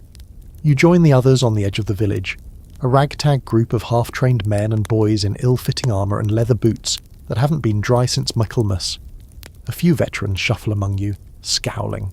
One is missing a thumb, another is wrapped in so many layers he resembles a sentient haystack. Then comes the marching, all day, through fields, over hills, and along muddy tracks where your boots stick like the earth itself is trying to eat you. You sleep in barns, under carts, or just curled up in a ditch. Rations are handed out, hard bread, dried peas, and something that's technically meat. You chew it for so long you begin to wonder if it's not just meat shaped like regret. Eventually your group joins a larger force, a proper army, or at least the medieval equivalent of one. There are knights on horses, banners flapping in the wind, and a handful of cooks boiling suspicious stews in cauldrons the size of bathtubs. It's chaos. Loud, smelly, terrifying chaos. You're handed a real weapon, a spear so long it could double as a lightning rod, and a battered shield with someone else's initials carved into it. You're shown how to form a line, how to march in step, how not to stab your neighbour by accident. These are not guarantees, just goals. The commander, a man with a moustache that looks independently alive, gives you a speech. It's supposed to inspire courage, something about glory, honour and defending your homeland. You mostly hear, "Don't die in the mud." As for where you're going, some castle somewhere, the enemies hold up there. Apparently they've been refusing to pay taxes, or maybe they insulted someone's horse. Again, details are murky. War, in this age, is rarely about principles. It's about land, pride, and whose dad used to own what 200 years ago. On the march, you get to know your fellow conscripts. One's a brewer who's never held a weapon. Another's a chimney sweep who's certain this is all a dream. Then there's Big Malk, who claims to have killed 3 men with a spoon but has yet to correctly identify North. And of course, there are camp rumours that the enemy has war elephants, that they pour boiling tar on prisoners, that one of their knights has a cursed sword that sings before it strikes. None of it's true, probably, but it fills the long, wet nights when you're lying on the ground, listening to the symphony of 100 men snoring, and one guy absolutely failing at playing the lute. After days, maybe weeks, time blurs when every morning is damp, you arrive. The castle looms on a distant hill, grey and toothy against the sky. It's smaller than you expected, but imposing all the same. The soldiers around you grow quiet. You're told to prepare for a siege, which means digging trenches, building ramps, setting up catapults, and trying not to think too hard about the fact that you might be launching rocks at people who are also just trying to stay alive. You see them on the walls sometimes, tiny silhouettes pacing back and forth. Are they scared? Probably. Are they better armed? Also probably. The camp buzzes with noise and smoke. Fires crackle, horses whinny. Someone screams in the distance, but it's unclear whether it's pain, panic, or just stepping on something sharp. There's a tension in the air, like the sky itself is holding its breath. One morning you're woken before dawn and handed a torch. Tonight, your sergeant says, we storm the outer wall. Your heart drops straight into your boots. You march forward at twilight, hidden by fog and nerves. The world is a blur of movement, men shouting, firelight dancing, ladders rising against stone. You climb, slowly, every step a gamble. Arrows rain down. Someone beside you falls. You keep going. You don't remember why. You just do. By some miracle, you reach the top. Chaos erupts. Shouting, clashing, confusion. You swing your spear like a broom in a crowded tavern. You don't know who you hit. You don't know if it helped, but you're alive. Eventually the defenders retreat. The castle falls. You expect celebration. Instead, there's looting, screaming, fires where there shouldn't be. The line between victory and horror fades quickly. You stay back, clinging to your spear, watching the worst parts of humanity parade by in torchlight. That night you sit by a fire and stare into the flames. You're no hero, just a survivor. and that's all anyone really becomes in war. The next morning the march begins again. No one tells you how long you'll be gone, there's no guarantee of pay, no certainty you'll see your village again. All you have now is a weapon, a cloak that smells like every nightmare you've ever had, and a memory of how it felt to survive your first siege. War in medieval England isn't a tale of glory. It's a long, muddy journey with blisters, smoke, and more fear than your bones can carry. But you're still standing, and that's more than some can say. You don't remember exactly when the siege started. One day you're marching through fields that smelled vaguely like wet sheep and barley, and the next you're standing in a trench, staring at a stone wall and wondering if this is how it ends, ankle deep in mud, wearing someone else's boots, holding a shield that's basically just a glorified dinner plate. The enemy's stronghold looms ahead like a miserable birthday cake, grey, lopsided, and absolutely unwilling to share anything. Life during a siege isn't about action, it's about waiting. Long, slow, bitter days filled with chores that all feel designed to kill your spirit before anything else does. Dig here, haul rocks there, stoke the fire, carry the boiling pitch, carefully. No one forgets the lad who spilled it on his foot and now limps around with a sock full of regret. Your back aches from sleeping on frozen earth. Your nose won't stop running. Your boots have fused permanently to your feet. You haven't been dry since last Thursday. And worst of all, you're bored. Which is something they don't tell you about sieges. You imagine battle, glory, at the very least adrenaline. But instead, it's endless hours of nothing interrupted by 10 minutes of complete chaos. You spend most of the time just trying not to die of boredom, dysentery, or some combination of both. Occasionally the enemy throws insults over the wall, some of them surprisingly creative. There's one guy with a voice like a bard and the soul of a roast master who spends every evening inventing new ways to mock your army's hygiene, lineage, and personal lives. One night he shouts, "Your cook's stew tastes like a monk's underpants," and gets a round of applause from both sides of the battlefield. Honestly, you'd defect just to hang out with him. The soldiers try to keep morale up. Some gamble, some sing, others whittle tiny wooden horses or pass around the same 3 jokes like a sacred ritual. You trade stories with the guy next to you, a farmer-turned-archer named Wren who once got kicked in the head by a cow and swears it made him smarter. He shows you a wooden charm he wears under his tunic, says it keeps him from getting shot. You don't believe him, but you start looking at the charm with envy. Food is, well, let's just say the siege diet is not recommended by any future nutritionists. Hardtack, onion broth, sometimes dried fish that tastes like it already died twice. When things get dire, the rats start disappearing. You don't ask questions, you just chew. Water's worse. The supply wagon got cut off last week, so now you're drinking boiled mud and pretending it's soup. Someone finds a barrel of wine in an abandoned farmhouse, and things get rowdy for one glorious night, until 3 people vomit into the same fire, and the smell makes everyone nostalgic for latrines. On day 20-something, your commander gathers you and announces it's time for the final push. That phrase alone makes your stomach churn. You're given a pike, a torch, and a pep talk that's half inspiring, half horrifying. The plan is simple. Under cover of darkness, your squad will storm the outer wall again, this time with a battering ram and more enthusiasm. You crouch behind a makeshift barricade, heart pounding. The moon is high. Fog rolls in like a blessing, muffling sound and hiding movement. The ram is pushed forward by 6 unlucky souls, you among them. It creaks and groans just like your knees. The closer you get to the gate, the more it feels like someone else's dream, or someone's very bad idea of a prank. Then the arrows start. They rain down from the battlements in sharp, hissing waves. One embeds itself in the wooden ram, another hits the man behind you, and he goes down without a sound. You keep pushing. The gate looms ahead. Someone yells. You hit the wood once, twice, 3 times. The ram splinters, the gate holds. Then something hits the ground nearby, a pot of boiling oil followed by screams. You don't look back. You just run, dragging what's left of the ram and your dignity. A retreat is called. You scramble back to the trench, hands raw, lungs on fire. You lie on your back, staring at the sky, wondering if the stars always looked this sharp or if it's just the adrenaline. Beside you, Wren laughs. Just once, bitter and breathless. "Still here," he mutters. You nod. "Still here, barely." The next few days are quiet. Too quiet. Then comes a miracle, or what passes for one in this mess.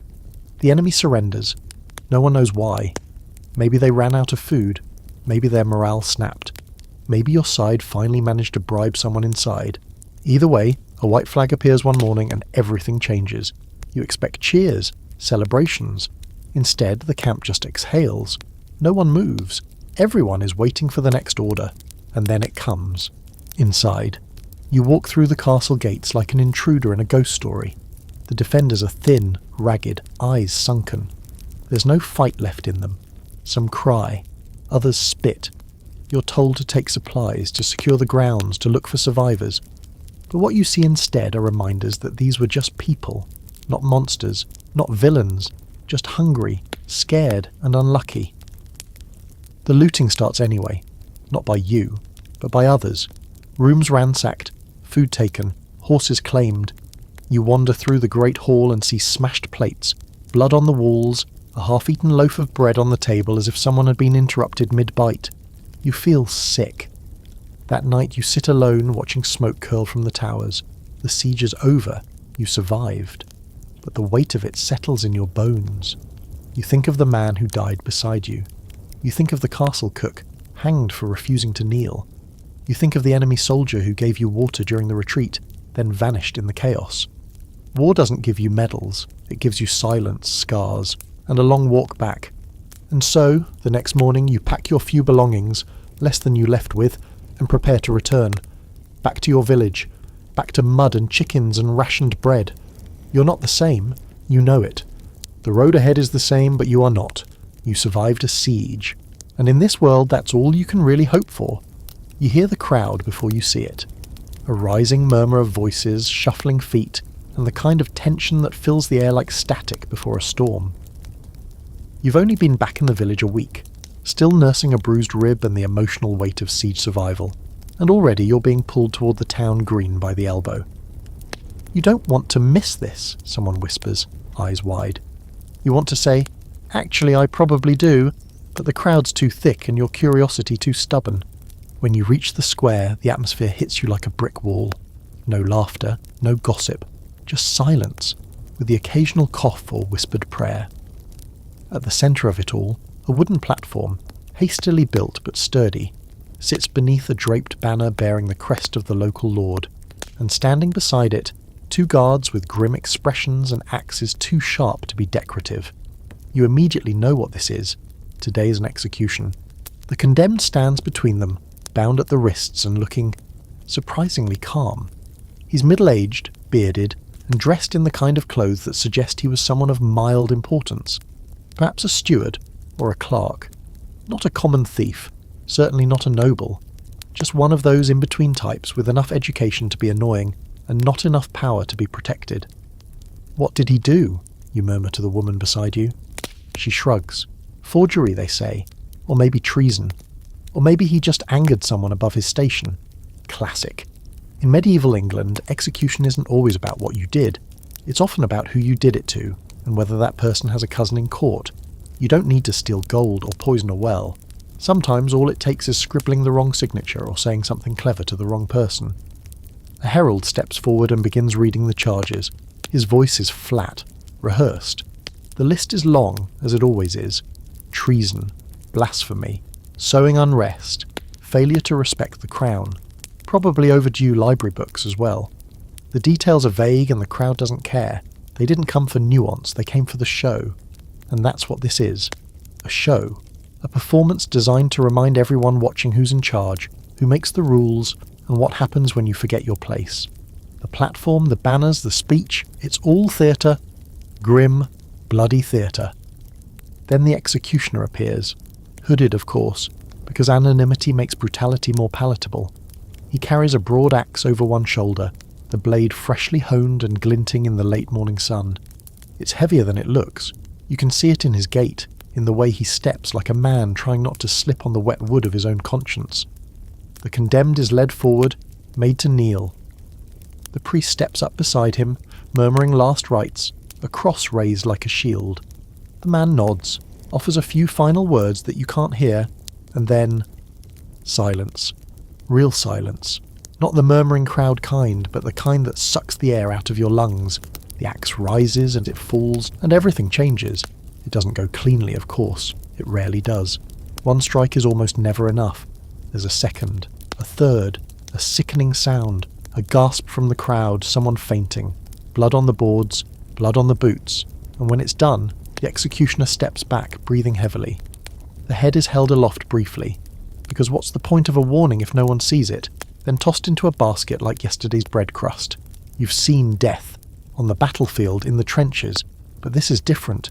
This is calculated, cold, controlled, and somehow more disturbing than any chaotic clash of swords. A guard announces that justice has been served, as if that's what this was, as if justice has anything to do with politics and public fear. The crowd begins to disperse slowly, people turning away with the same expressions they use after a bad harvest. Resigned, hollow, a little nauseated.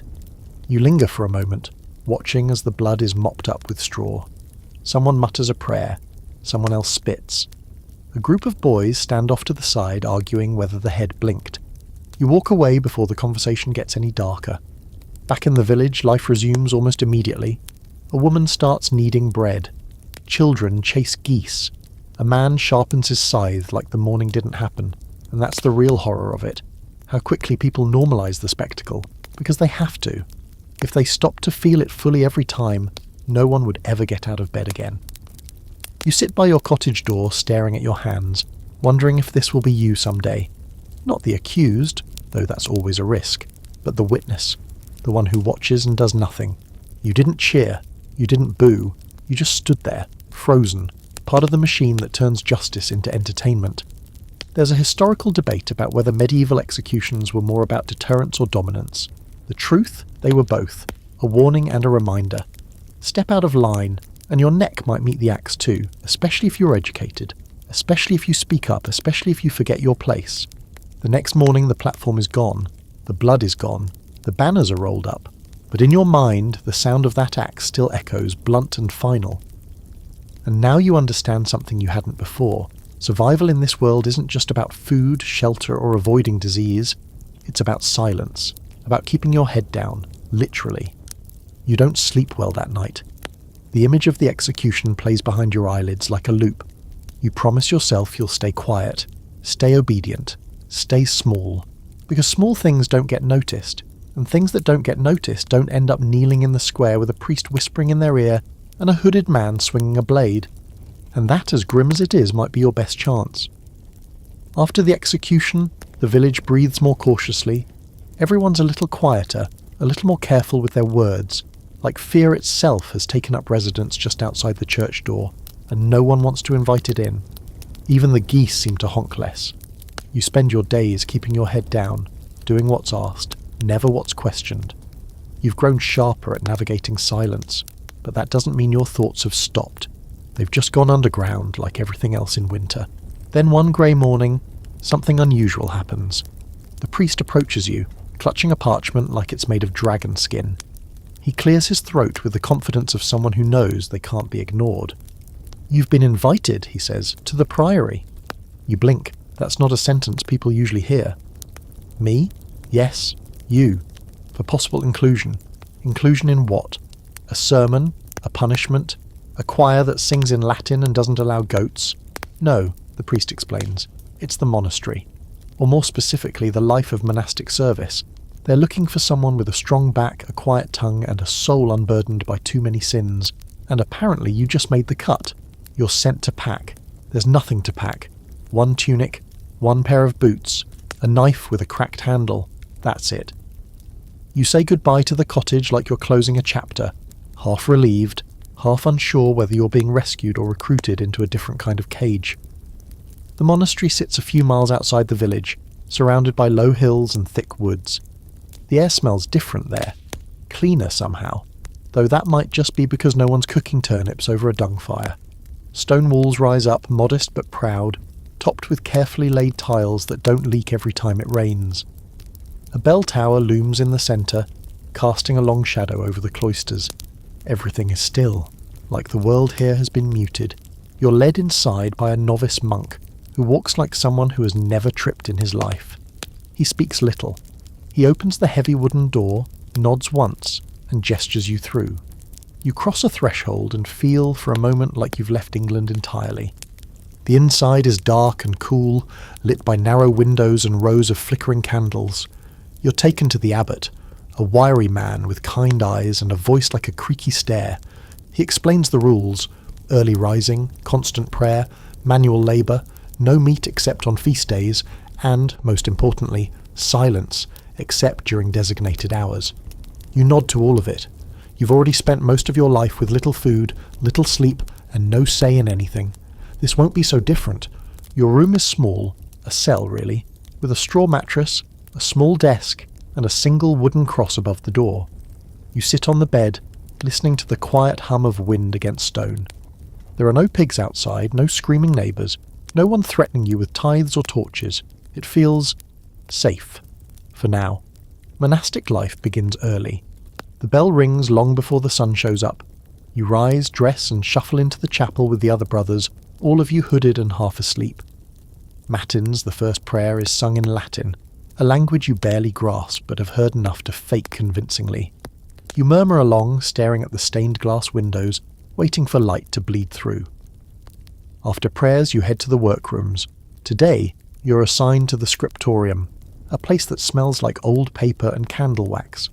Monks bend over parchment, copying religious texts with steady hands and infinite patience. You're given the task of trimming vellum, scraping it smooth for writing. It's delicate, tedious, and strangely satisfying. Your fingers hurt, but at least they're not hauling rocks or scrubbing latrines. Over the next few days you fall into a rhythm. Bells mark the hours. Prayers begin and end the daylight. Meals are silent and simple. Bread, beans, watery ale. The monks eat slowly, thoughtfully, their heads bowed like every crumb is a sermon. There's a peculiar kind of peace here. It's not joy, not the raucous kind you used to feel at solstice bonfires or after surviving a near miss with a swinging axe, but a softer sort, a quietness in the bones. No one here yells, no one threatens. There's structure, routine, predictability, and yet you feel something else creeping in. Boredom. The days blend together, the chants are beautiful, but after the 100th repetition, they blur into background hums. The silence is calming, until it isn't. Until it starts to feel like you're disappearing. Like you're no longer a person, just a hooded shape in a long line of other shapes, all shuffling from prayer to labour to sleep. You begin to notice small rebellions. A monk who doodles tiny dragons in the margins of his manuscripts. Another who smuggles cloves into the kitchen to spice the bland pottage. One night, you catch a whispered conversation in the cloister. Two brothers arguing about whether the earth truly must be the centre of creation, or whether perhaps it moves. You pretend not to hear. You've learned that silence protects more than sanctity. There's an open scholarly debate, centuries later, about whether monasteries were repressive institutions or beacons of preservation and learning. The answer is yes, both. They kept knowledge alive when the world was on fire, but they also smothered curiosity if it flickered too brightly. After 2 weeks, you're offered a choice. Remain permanently, take vows, and devote yourself fully, or return to village life. It should be an easy decision. Here, you're fed, clothed, protected. You're not at risk of being conscripted, taxed into oblivion, or beheaded in public, but you're also invisible. You stand in the chapel alone one evening, staring at the crucifix above the altar. You whisper, not to God exactly, but to yourself. Do I want to live, or just survive? There's no answer, but the silence feels less comforting now, less sacred, more suffocating. You thank the abbot the next morning and decline the vows. He doesn't seem surprised. He just nods, blesses you, and hands you a crust of bread for the road. You walk away from the monastery with a strange mixture of guilt and relief. Back in the village, life has not changed. The same mud, the same crows, the same man yelling about his goat. But you walk differently now. You've tasted stillness, structure, and stability, and decided it wasn't quite freedom. You're not sure what it was. But you know now what you're not. You're not a monk. And in a world that demands so much silence, that choice might be your loudest act yet. You don't talk about the monastery much when you return. Not because it was awful, but because explaining it to people who've never known silence longer than a minute is like describing fire to a fish. They ask, "Did you see any gold? And did they make you eat rats?" One child asks if you were allowed to dance. You shake your head. At the question, not the answer. The truth is too layered for villagers whose days revolve around pigs, ploughs, and whether their thatch roof will collapse before Easter. But back in your old rhythms, if hauling mud and surviving winter can be called a rhythm, you start to notice the quiet changes. You've slowed a bit. You take more care with your tasks. You listen more. And strangely, you find yourself craving something less structured, less holy, a little wild. Which is why, when someone whispers about a gathering in the woods for the upcoming solstice, you don't even pretend to hesitate. You just nod and say, "I'll be there." The solstice marks the darkest night of the year.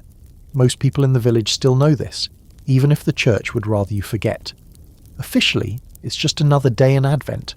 Unofficially, it's a night when the old ways creep back out of the shadows and the forest becomes more than just a place to gather firewood and spot alarming animal tracks. You bundle up at dusk, layer on your heaviest wool cloak and sneak out past the fields, your breath fogging in the air like nervous smoke. You follow a footpath only visible to those who've walked it before, winding between ash trees and under moss-draped branches that seem to reach out and whisper in languages older than Latin. When you arrive at the clearing, you're not surprised by what you see. A ring of villagers, young, old, somewhere in between, gathered around a central bonfire that already crackles and snaps like it knows something you don't. The flames throw shadows onto bark and bone, onto faces half illuminated, half lost in flicker. Someone is playing a drum made of stretched hide and worn wood.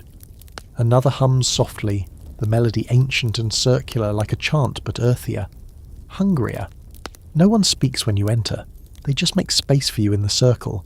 There's food, spiced bread, roasted roots, a pot of mulled cider that smells like oranges, and something delightfully forbidden. You take a cup and sip. It burns in your chest like honesty. You realise how long it's been since you tasted anything made for joy and not survival. The elder leading the gathering, an old woman named Wenna with eyes like iron and a voice like moss, steps forward and begins the invocation. She doesn't shout. She doesn't sermonise. She just speaks, calling on the seasons, the sun, the bones beneath the soil. You don't understand every word, but your body does.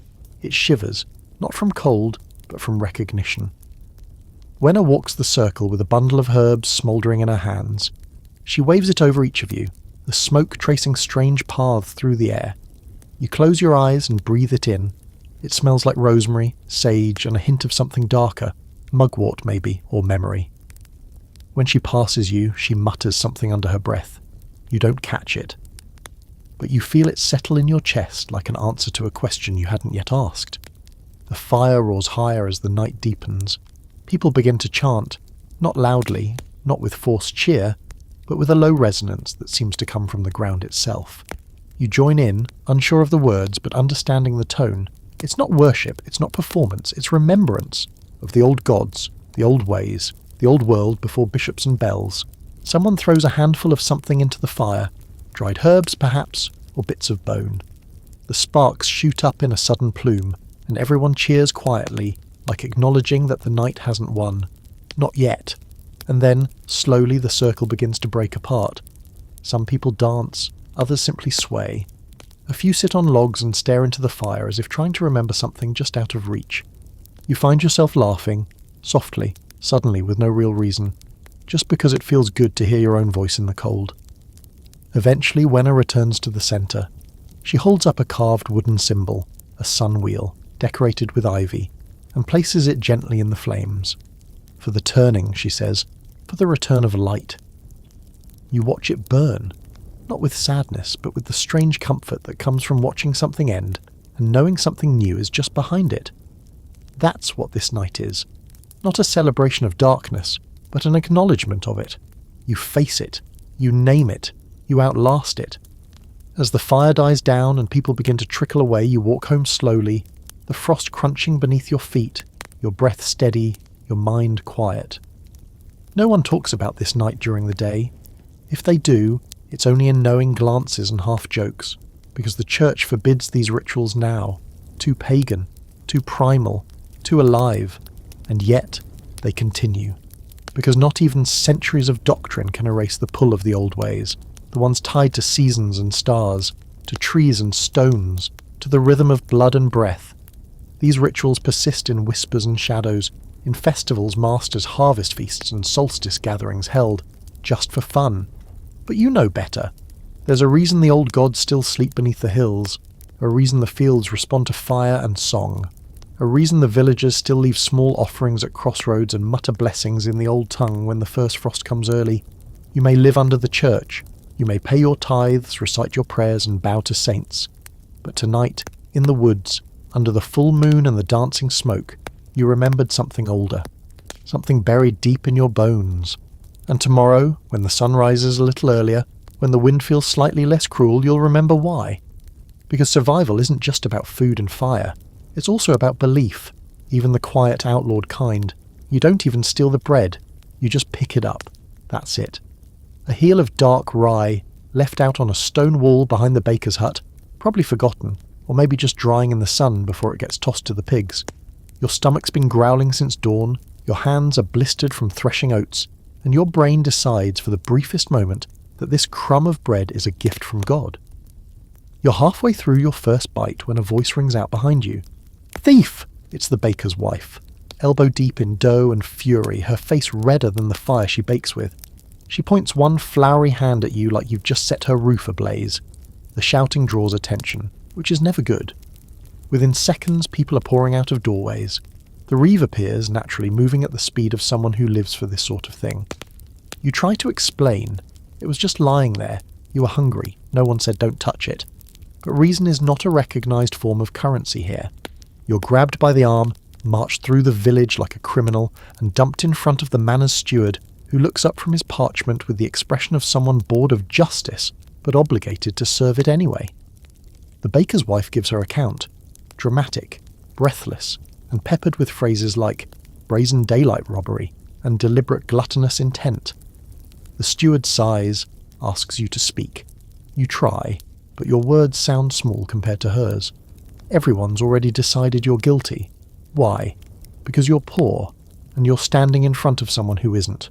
You're given 3 options. Pay a fine, 5 pence, which might as well be 50, since you don't have a single coin to your name. Spend a day in the stocks, or take a flogging and be done with it. You choose the stocks. The structure sits at the edge of the green, always ready, always waiting, a wooden frame with holes for your hands and head, designed not just to restrain you, but to humiliate you. You're locked in mid-morning, the sun is high, flies are persistent, your neck aches almost immediately. At first people just glance as they walk past, then come the comments. Should have kept your hands to yourself. Was the crust worth it? Thief's neck looks a bit long, maybe it's for stretching. You bite your tongue, literally. There's a weird splinter in the wood and it keeps catching your lip.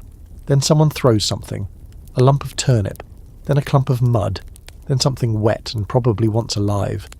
You can't wipe your face, you can't turn your head, you just take it. Because the point isn't punishment, it's performance. The community flexing its power, reminding itself that there is order here, even if that order is cruel, uneven, and deeply allergic to nuance. A child spits on your shoulder. An old man leans in and mutters, "I stole bread once, lost 2 fingers." He doesn't show you which. He just walks away, chuckling. The stocks are more than just uncomfortable. They're dangerous. You're exposed to weather, animals, even revenge. Last spring, a man died in them. Dehydration and exposure. No one talks about it anymore, but you remember. Mid-afternoon, the steward returns, says you'll be released by sundown. This should remind you to respect property, he says, as if the idea of owning bread is something sacred. You want to ask him a question, something simple like, if I starve to death in a field, is that respecting property too? But your mouth is dry, your jaw aches, and you've already learned today that questions are just another form of misbehaviour. When they finally release you, your legs nearly give out. You stagger to a water barrel, scoop a handful to your lips, and try not to throw up from the smell of whatever was thrown at you. A few villagers glance your way, eyes soft with pity, but no one says a word. Pity doesn't get you dinner, it just leaves a bad taste in your mouth. You limp home and collapse by the fire. No one mentions what happened. They don't need to. Everyone knows. You're the one who took the bread. That label will stick for a while, no matter how unjust. It's your new identity, right next to serf, field hand, and hopefully not next in the stocks. And the irony, the baker's wife probably fed that loaf to her dog the next day, but you stole it, so now you're the villain. It's funny, in a horrible medieval kind of way. Later that night you think about crime, what it means, what it doesn't. In this world, theft isn't about taking, it's about who you took from. If a noble cheats his tenants, that's called management. If a peasant pockets a coin dropped in the dirt, that's treason. There's an open debate among future historians about how harsh medieval justice really was. Some say it was pragmatic, based on local custom, flexible, more about restitution than revenge. Others argue it was brutal, arbitrary, and disproportionately cruel to the poor. Honestly, both are right. It depends. On the lord, on the reeve, on how many people in your village already think you're a little shifty. You've heard stories of ears being cut off, of hands chopped, of men tied to stakes in freezing rivers, not to kill them, but to correct them. You've heard worse too, rumours of execution for something as small as hunting rabbits in the Lord's forest. And here you are, marked as a criminal for bread. You don't feel guilt, just exhaustion, and a sharp awareness that next time you'll have to be quicker, or quieter, or luckier, because it will happen again. Hunger doesn't care about law. Cold doesn't ask permission. And if survival is a crime, then you're already guilty. But for now, you rest. Tomorrow you go back to the fields, because the law might break you, but the land still needs tilling, and you've got nothing left but the strength in your hands and a lingering bruise around your neck where the stocks held you tight. You know it's bad when the birds go silent. That eerie, weightless quiet drapes over the village like fog, not thick enough to stop you from moving, but just enough to make every step feel like it echoes. Something is off today, the kind of off that even the goats feel. You find one standing in a corner staring at nothing, like it's just read a very unsettling prophecy. It begins when the messenger arrives, dusty and disinterested, riding a horse that looks half dead and fully over it. He rides straight through the centre of the village without a word, barely slowing down, just long enough to toss a sealed scroll at the feet of the reeve, who picks it up like it might explode. He reads it. His face tightens, his mouth thins. Then, without so much as a cough for ceremony, he turns and announces, "The king's court will be convened in the village square." 1 hour. And just like that, panic. People start cleaning, sweeping, trimming what little there is to trim. Someone actually starts brushing the moss off the chapel walls, which has never happened before and may never happen again. The bailiff shows up next, puffed up with self-importance and orders. He shouts for everyone to gather and look presentable, which is hilarious considering no one here owns more than one tunic, and most of them have seen better centuries. An hour later, the court arrives. It's not a glittering parade of nobles on white horses. No, it's 3 men, a travelling judge, a local knight, and a scribe who looks allergic to joy.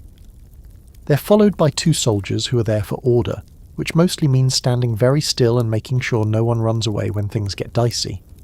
They set up near the stocks, you know, the ones you just recently became intimately acquainted with. The judge unrolls a parchment longer than your arm and begins reading out names, not for greetings, for accusations. Apparently there's been a conflict. Someone insulted someone's land claim, someone else retaliated by setting a fence on fire. There's mention of a stolen pig, a suspected affair, an unpaid debt, a prayer said too loud during a holy day. One name appears 3 times. You make a mental note to avoid that person forever. Then the judge calls your name. Your stomach drops so fast it nearly tunnels out your feet. You step forward, trying not to look as terrified as you feel. The charge? Disruption of local order. You blink. That could mean literally anything.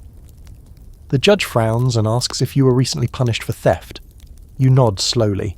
He makes a note. Then he looks up and says something that should not be possible. You're being summoned to testify. Testify? You? In court? The next name called is the baker's wife. Oh, this is about the bread. You're both instructed to step forward and explain yourselves. She goes first, of course. She gives the performance of her life, hands wringing, voice quivering, claiming she feared for her safety, that theft leads to lawlessness, that if poor folk go unpunished for stealing crusts, soon the entire village will be in flames. It's dramatic, almost impressive. Then it's your turn. You tell the truth. Simply. You saw bread left out. You were hungry. You thought it was discarded. You didn't mean harm. You were punished. You served your time. The judge squints at you like he's trying to determine whether your soul is worth the effort. He asks what you do for work. You say field labour, like half the village. He nods. Then he says something unexpected. You've paid your penalty. The case is closed. The baker's wife makes a noise like she's just swallowed a wasp. The judge moves on, and just like that you've seen justice up close. It's not inspiring. It's arbitrary, slow, and mostly designed to remind everyone who's in charge. The judge never asked if you were hungry. He didn't ask why bread might be left out where anyone could grab it. He just checked a box and moved on. But still, you weren't punished twice. That's something. Rare, but something. The next case is worse. A young man, barely 16, is accused of consorting with a married woman. The woman's husband is a minor landholder, which, in this world, means he has the legal power of a god and the emotional stability of a goat in a thunderstorm. The boy pleads ignorance, says he only delivered firewood. The woman doesn't speak. She's not allowed. The judge frowns. A public penance, he declares. 3 lashes and 1 day in the stocks. The boy flinches. The husband looks smug. No one cheers. No one cries.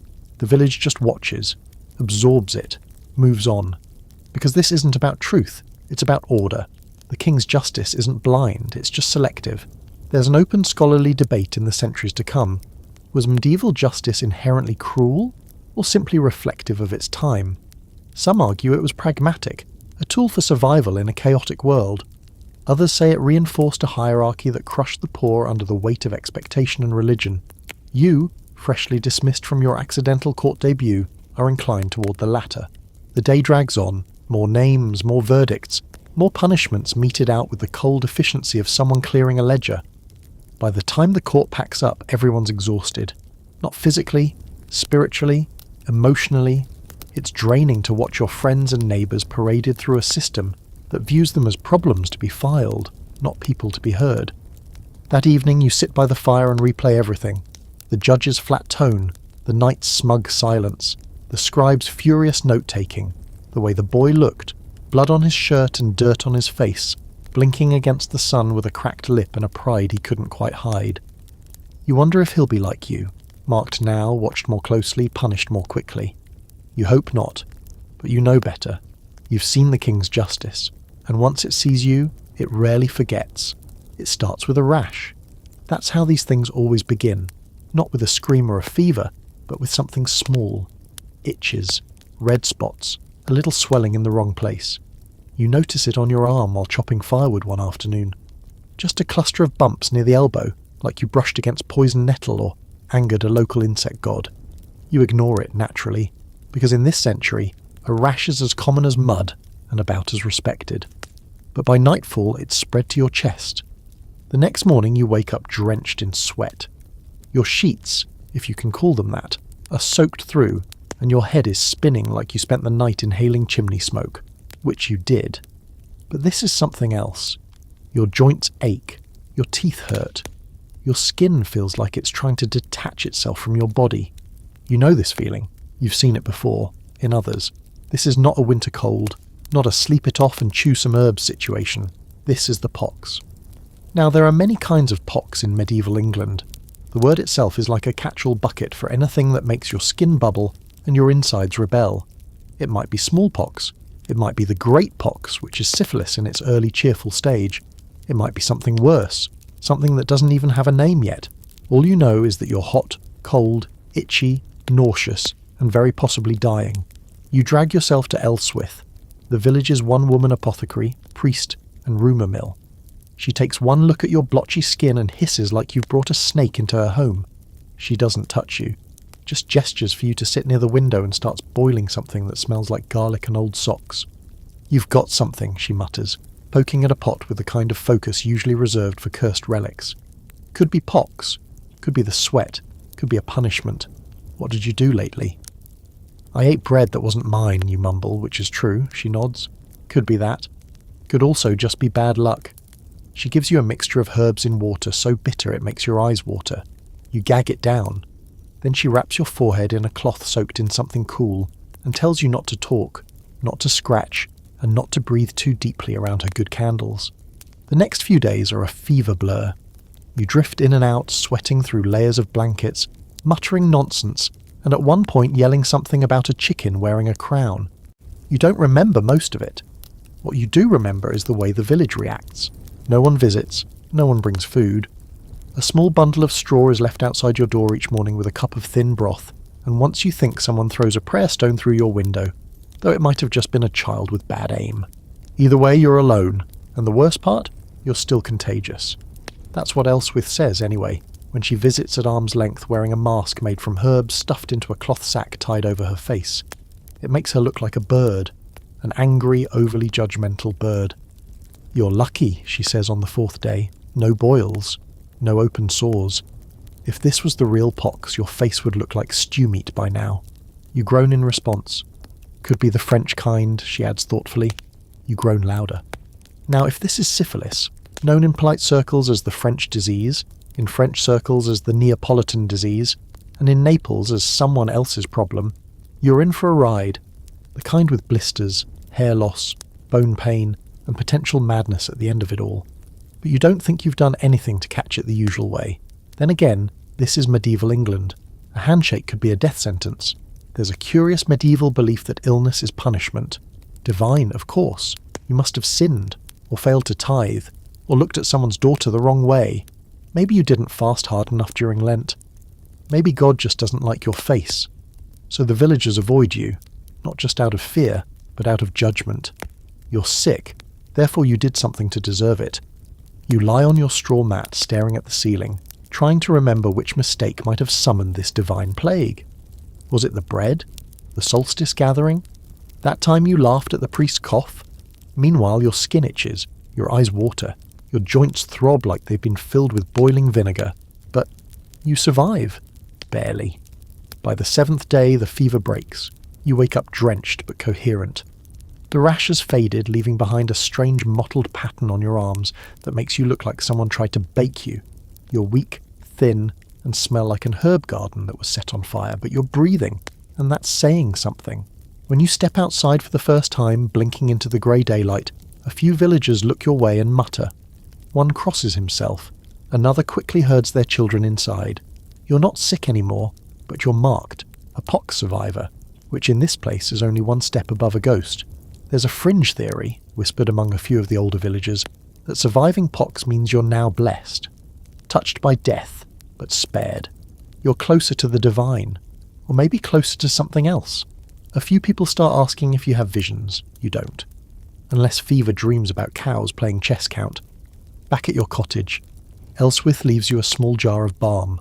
No note, just a symbol scratched into the wax seal. Protection. Or possibly, don't come back too soon. You rest for another week, eating weak porridge and trying not to think too hard about the future. Because now you know how quickly everything can change. One itch, one cough, one unlucky handshake, and your world folds in on itself.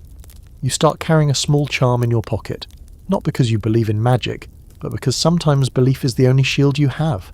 That, and you're not taking any chances with invisible curses. And now, when someone coughs in the village square, you move fast, because you've seen what happens next. You've felt it, and you're not ready to go back into that fire again. You survived the pox, but you're never forgetting it. Love isn't supposed to feel like this, a mix of terror and nausea, like you've eaten something forbidden, and now you're waiting for it to either digest or destroy you. But here you are, standing in the middle of a muddy cart path, heart pounding against your ribs like it's trying to flee the scene, and you're pretty sure you've just made the worst decision of your entire medieval life. Because you've fallen for someone you're absolutely not supposed to fall for. Not a peasant like you, not a baker's daughter or a cowherd's son or someone you could at least trade a carrot with. No, of course not. You had to fall for a noble's child. You didn't plan it. No one does. It started simple, just eyes across a crowded chapel during Mass, when you were supposed to be thinking about sin and salvation, not cheekbones and jawlines. Then it was a glance by the well, a shared laugh after a goat ran off with someone's bonnet. You weren't even sure she, or he, or they, depending on the version of this story your heart prefers, noticed you. Until one day, they did. It began with a scrap of cloth, dropped, maybe on purpose, maybe not, and left by the manor's garden wall. You found it. You returned it. Their hand brushed yours, and for one glorious second, it felt like the world had stopped being horrible. That's how it begins, and now you're in it. You've had 3 secret meetings. Brief, awkward, perfect. You've spoken about nothing and everything. They said they've never met someone who actually listens. You said you've never met someone who didn't treat you like furniture with fleas. It's ridiculous. It's dangerous. And it's the only thing keeping you from giving up on this century entirely.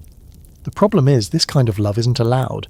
The social line between you and them isn't a thread. It's a wall, a law, a divine decree backed by church, crown, and centuries of violent enforcement. Nobles don't marry commoners.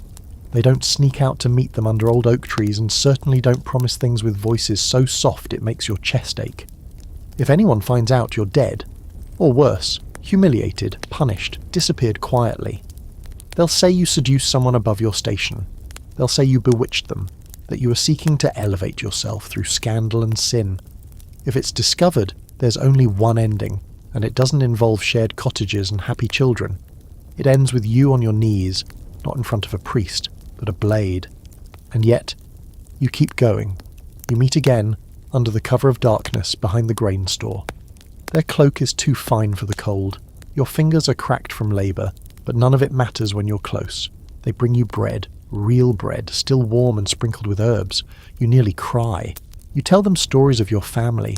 They tell you what it's like to dine by candlelight in rooms so big they echo. You laugh. They laugh. And then they lean in. The kiss is clumsy, soft, shocking. Your whole body lights up with warmth and panic. For a second, you forget the world. Then the church bell rings in the distance and you both pull back like the sky might fall. Afterward, everything gets harder. You can't stop thinking about them, which means you stop sleeping properly. You start smiling at nothing, which earns you suspicion. The village is not a romantic place. Love is for songs, not real life. Marriages are arranged like cattle trades. You're supposed to care about dowries, not dimples. You tell Elswith. Just enough. Her eyes narrow and she shakes her head. Nothing good comes from mixing blood across lines, she says. You'll end up bones in a ditch. You want to disagree, but you don't, because you've seen it before. You've heard the stories about the servant girl who got too close to a squire and vanished, about the field boy who flirted with a lady and was later discovered stealing from the manor, his hands nailed to the stocks for a day and a half. Everyone knows the rules. Everyone knows they're rigged. There's a scholarly debate about how much actual cross-class romance happened in medieval England. Some say it was rare, almost impossible, policed by bloodline and brutality. Others argue it happened more than we think. Quietly, secretly, behind hedgerows and under moonlight. Either way, the results were rarely happy. The story of a peasant and a noble doesn't end with feasts. It ends with fines, with shame, or worse. And yet, you meet again. One last time. You both know it can't continue. Their father is suspicious. Their mother has already started discussing betrothals with a neighbouring knight's family. They're being watched. The stakes are rising. But they had to see you one more time, just once, just to say goodbye properly. They press a token into your hand, something small, valuable, stolen. A silver ring with their house's crest etched into the inside. Keep it, they whisper, so you remember. You want to give them something in return, but what can you offer?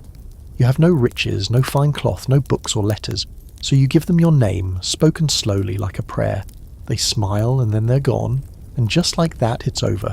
You spend the next week in a daze. You go through the motions, working, eating, sleeping, but you're not really there. Your hands move, your heart doesn't. You keep the ring tucked in your boot. You never wear it. But you check it daily, just to make sure it's still real.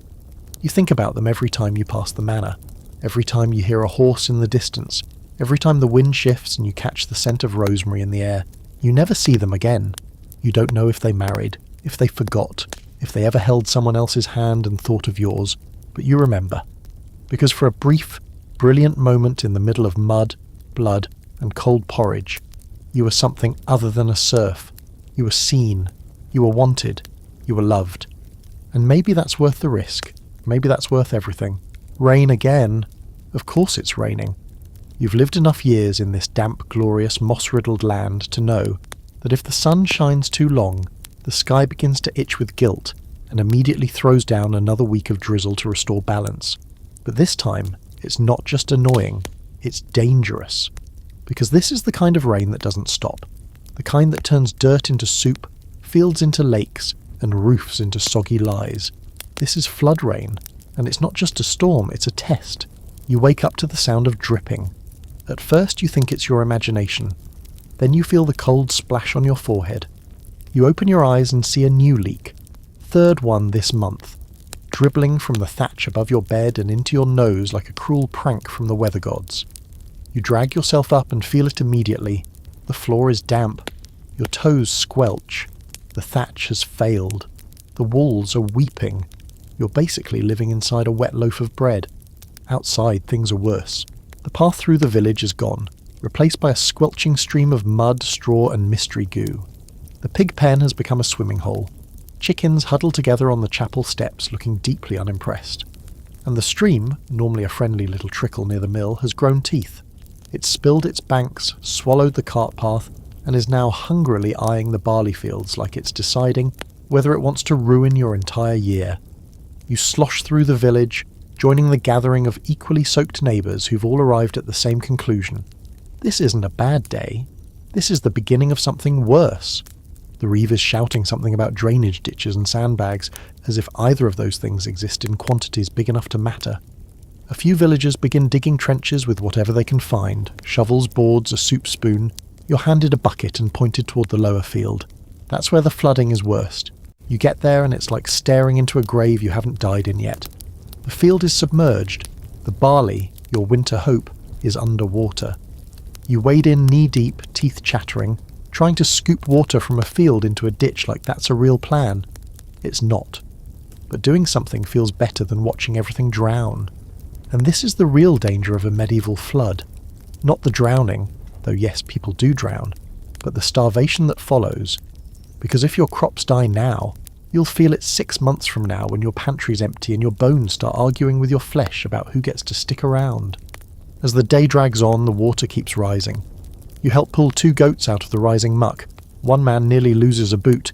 He keeps yelling about it for an hour like it was his child. You slip twice and cut your palm on a broken fence post, now doing a perfect impression of a spear. Blood joins the mud. You wrap it in wool. It'll probably fester. At dusk, the priest wades out and declares that God is testing our devotion. Someone throws a turnip at him.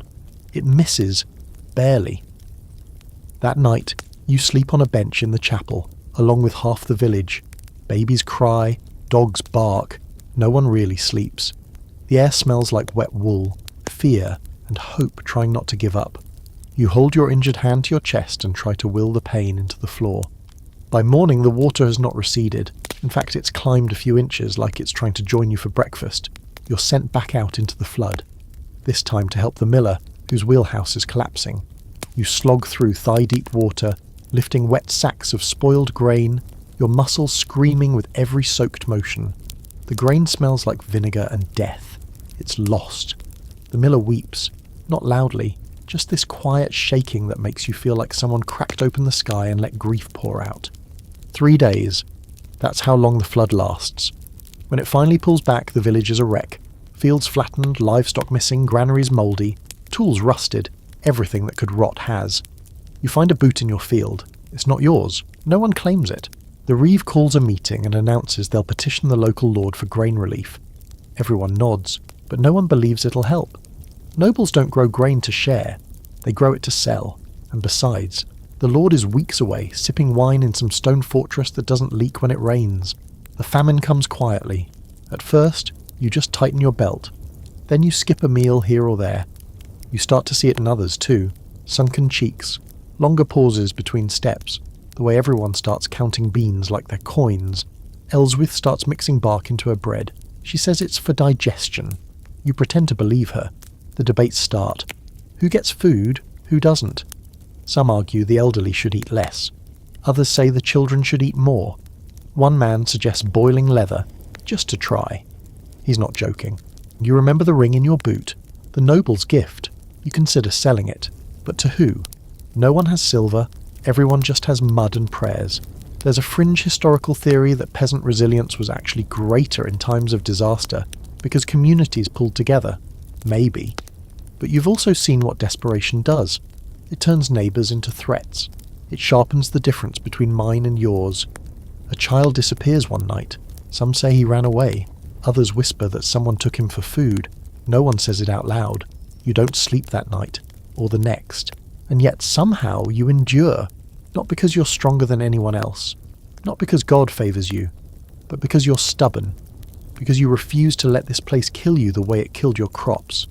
Because even in the muck, even with hunger gnawing at your ribs like a rat with a grudge, you still get up, still work, still wait for spring. And when spring does come, when the first green shoots rise again, you weep, openly, unashamed, because nothing in this world is guaranteed, not bread, not love, not sunlight, but you're still here, and that's enough. For now. The year the fair returns to your village is the first time in months that anyone smiles without guilt. Real smiles. Toothy, muddy, wind-chapped grins that stretch all the way up into tired eyes. It's like someone flipped a switch, and the whole place, fields, fences, faces, suddenly remembers it's allowed to be happy again. Just for a day or two. Fairs in medieval England are a kind of controlled chaos. They're not just entertainment, they're permission. Permission to trade, to celebrate, to travel without immediate suspicion, to drink a little too much, and to spend the afternoon forgetting you owe the reeve 6 hens and 3 days' worth of firewood. Lords grant these fairs to villages for a limited time, often tied to saints' days or harvest milestones. For those few glorious days, taxes are paused, curfews ignored, and rules relaxed. It starts with a banner, red and gold, hung crooked across the square. Then the carts arrive, vendors from neighbouring towns and pilgrims on their way to nowhere in particular. They roll in with wooden wheels and worn-out mules, bringing with them cloth from the coast, beads from a foreign land, and pastries that smell like cinnamon and reckless spending. You wake to the sound of music, not bells, not birds, music. Real, honest instruments. Pipes, drums, the occasional twang of something that might be a lute, or might just be a bowstring gone rogue. You throw on your least awful tunic, splash your face with well water, and join the others pouring into the centre of the village like moths to a bonfire. It's beautiful, not in the clean, polished sense, but in the overwhelming way that reminds you life isn't always a miserable trek between chores. There are jugglers, dancers, a man eating fire, a dog wearing a hat. Children chase each other around barrels of mead while adults pretend not to notice they're knocking over carefully stacked cabbages. And the smells, gods, the smells. Roasted meat, fresh bread, spiced cider. Someone is frying eels. It shouldn't smell good, but it does. You buy a skewer of something unidentifiable but delicious. For once you eat without rationing. You're not even sure you chewed. Money flows. Not a lot, but enough. You barter a carved whistle for a needle. Trade a spare egg for a pinch of pepper that makes you sneeze for a solid minute. You haggle over the price of a wool hood and lose, but the merchant throws in a handful of sweet dates as consolation. You spot familiar faces transformed by joy. The miller's wife, who hasn't smiled since the flood, is dancing with a man who may or may not be her husband. The priest is pretending not to enjoy the cider. Elswith, the apothecary, is doing palm readings in the corner, warning people about vague dangers involving goats and untrustworthy dreams. Someone hands you a drink. You accept it. Someone hands you another. You accept that too. The fair continues into the evening. As the sun dips behind the hills, torches are lit, casting everything in golden flicker. A bonfire is built, not for warmth, but for celebration. People begin singing, loud, off-key, uninhibited. You join in. You don't know the words, but no one cares. You're part of something tonight, and that's enough. You find yourself dancing. Yes, dancing. You, the same person who limps after 10 hours in the field and grumbles about cold soup, are now spinning clumsily in a circle with 3 others, laughing so hard your ribs hurt. You haven't laughed like this since. You can't even remember. Maybe ever. A woman grabs your hand, quick, strong. She's older than you, sharp-eyed and mischievous, with laugh lines that say she survived worse things than heartbreak. She spins you under her arm, says something about your boots being cursed, and disappears into the crowd like a ghost. Later you sit by the fire, breathless, exhausted in a way that feels earned. A young man sings a slow song in a language you don't know. It's beautiful. Sad, maybe. Or romantic. You don't ask, you just let it wash over you. There's a scholarly debate about whether medieval fairs were truly joyful, or just distractions from suffering? Honestly, it's a pointless debate, because joy is a distraction, and that doesn't make it any less real. These moments, rare and brilliant, are what keep people alive when the rest of life feels like a never-ending punishment. You hear a rumour that a travelling monk is offering blessings in exchange for wine. Another says a noblewoman in disguise is buying local cloth under a fake name. Someone claims a bear will be arriving in the morning. No one knows if it's true, no one cares. For one night at least, you're not just a peasant. Not a tool for harvest, not a number on a tax roll, not a mouth to feed. You're you, a person, with a name, a laugh, a full belly, and a cider-induced sway to your step. You stumble home late, sticky with honey, soot, and possibly eel grease. Your boots are muddy, your pockets are empty, your heart is oddly full. You collapse onto your straw bed with a sigh, still humming a tune you barely remember. Tomorrow the work returns. The rain will probably come back. Someone will definitely owe someone else a chicken. But for now, you sleep, smiling. Because in a world where you're usually just surviving tonight, you lived. It's quiet when they come. Not a trumpet, not a shout. Just the sound of hooves, slow and deliberate, like someone hammering the road with velvet fists. You're tending to the fire pit, still groggy from Fair Week cider and a dance you should not have attempted with your bad knee when you hear the clatter. Not the friendly jangle of carts and cowbells. This is iron on stone, controlled, heavy, military. You look up to see the banner first, dark red, with the emblem of a crowned stag surrounded by swords.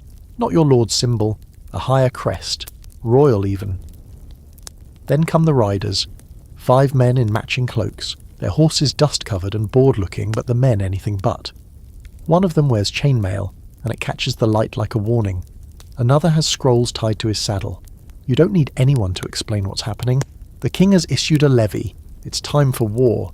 Within an hour, the entire village is assembled by the green, herded there with the urgency and charm of sheep before a thunderstorm. The captain. No one tells you his name, but he has the kind of face that looks like it's been through one too many winters and hasn't forgiven any of them, reads from the scroll. All able-bodied men aged 15 to 40 are hereby summoned to serve under His Majesty's command. Arms will be provided. Compensation promised. Any resistance shall be met with appropriate punishment. The villagers murmur, shifting uncomfortably. You can feel it ripple through the crowd. Dread. Confusion. That specific kind of anger that only comes from being told you have no choice. A man beside you spits. Compensation, he scoffs. Last time they paid us in nothing and graves. The captain continues. There will be muster points, training camps, marches, victories, honour, glory. You've heard all of it before.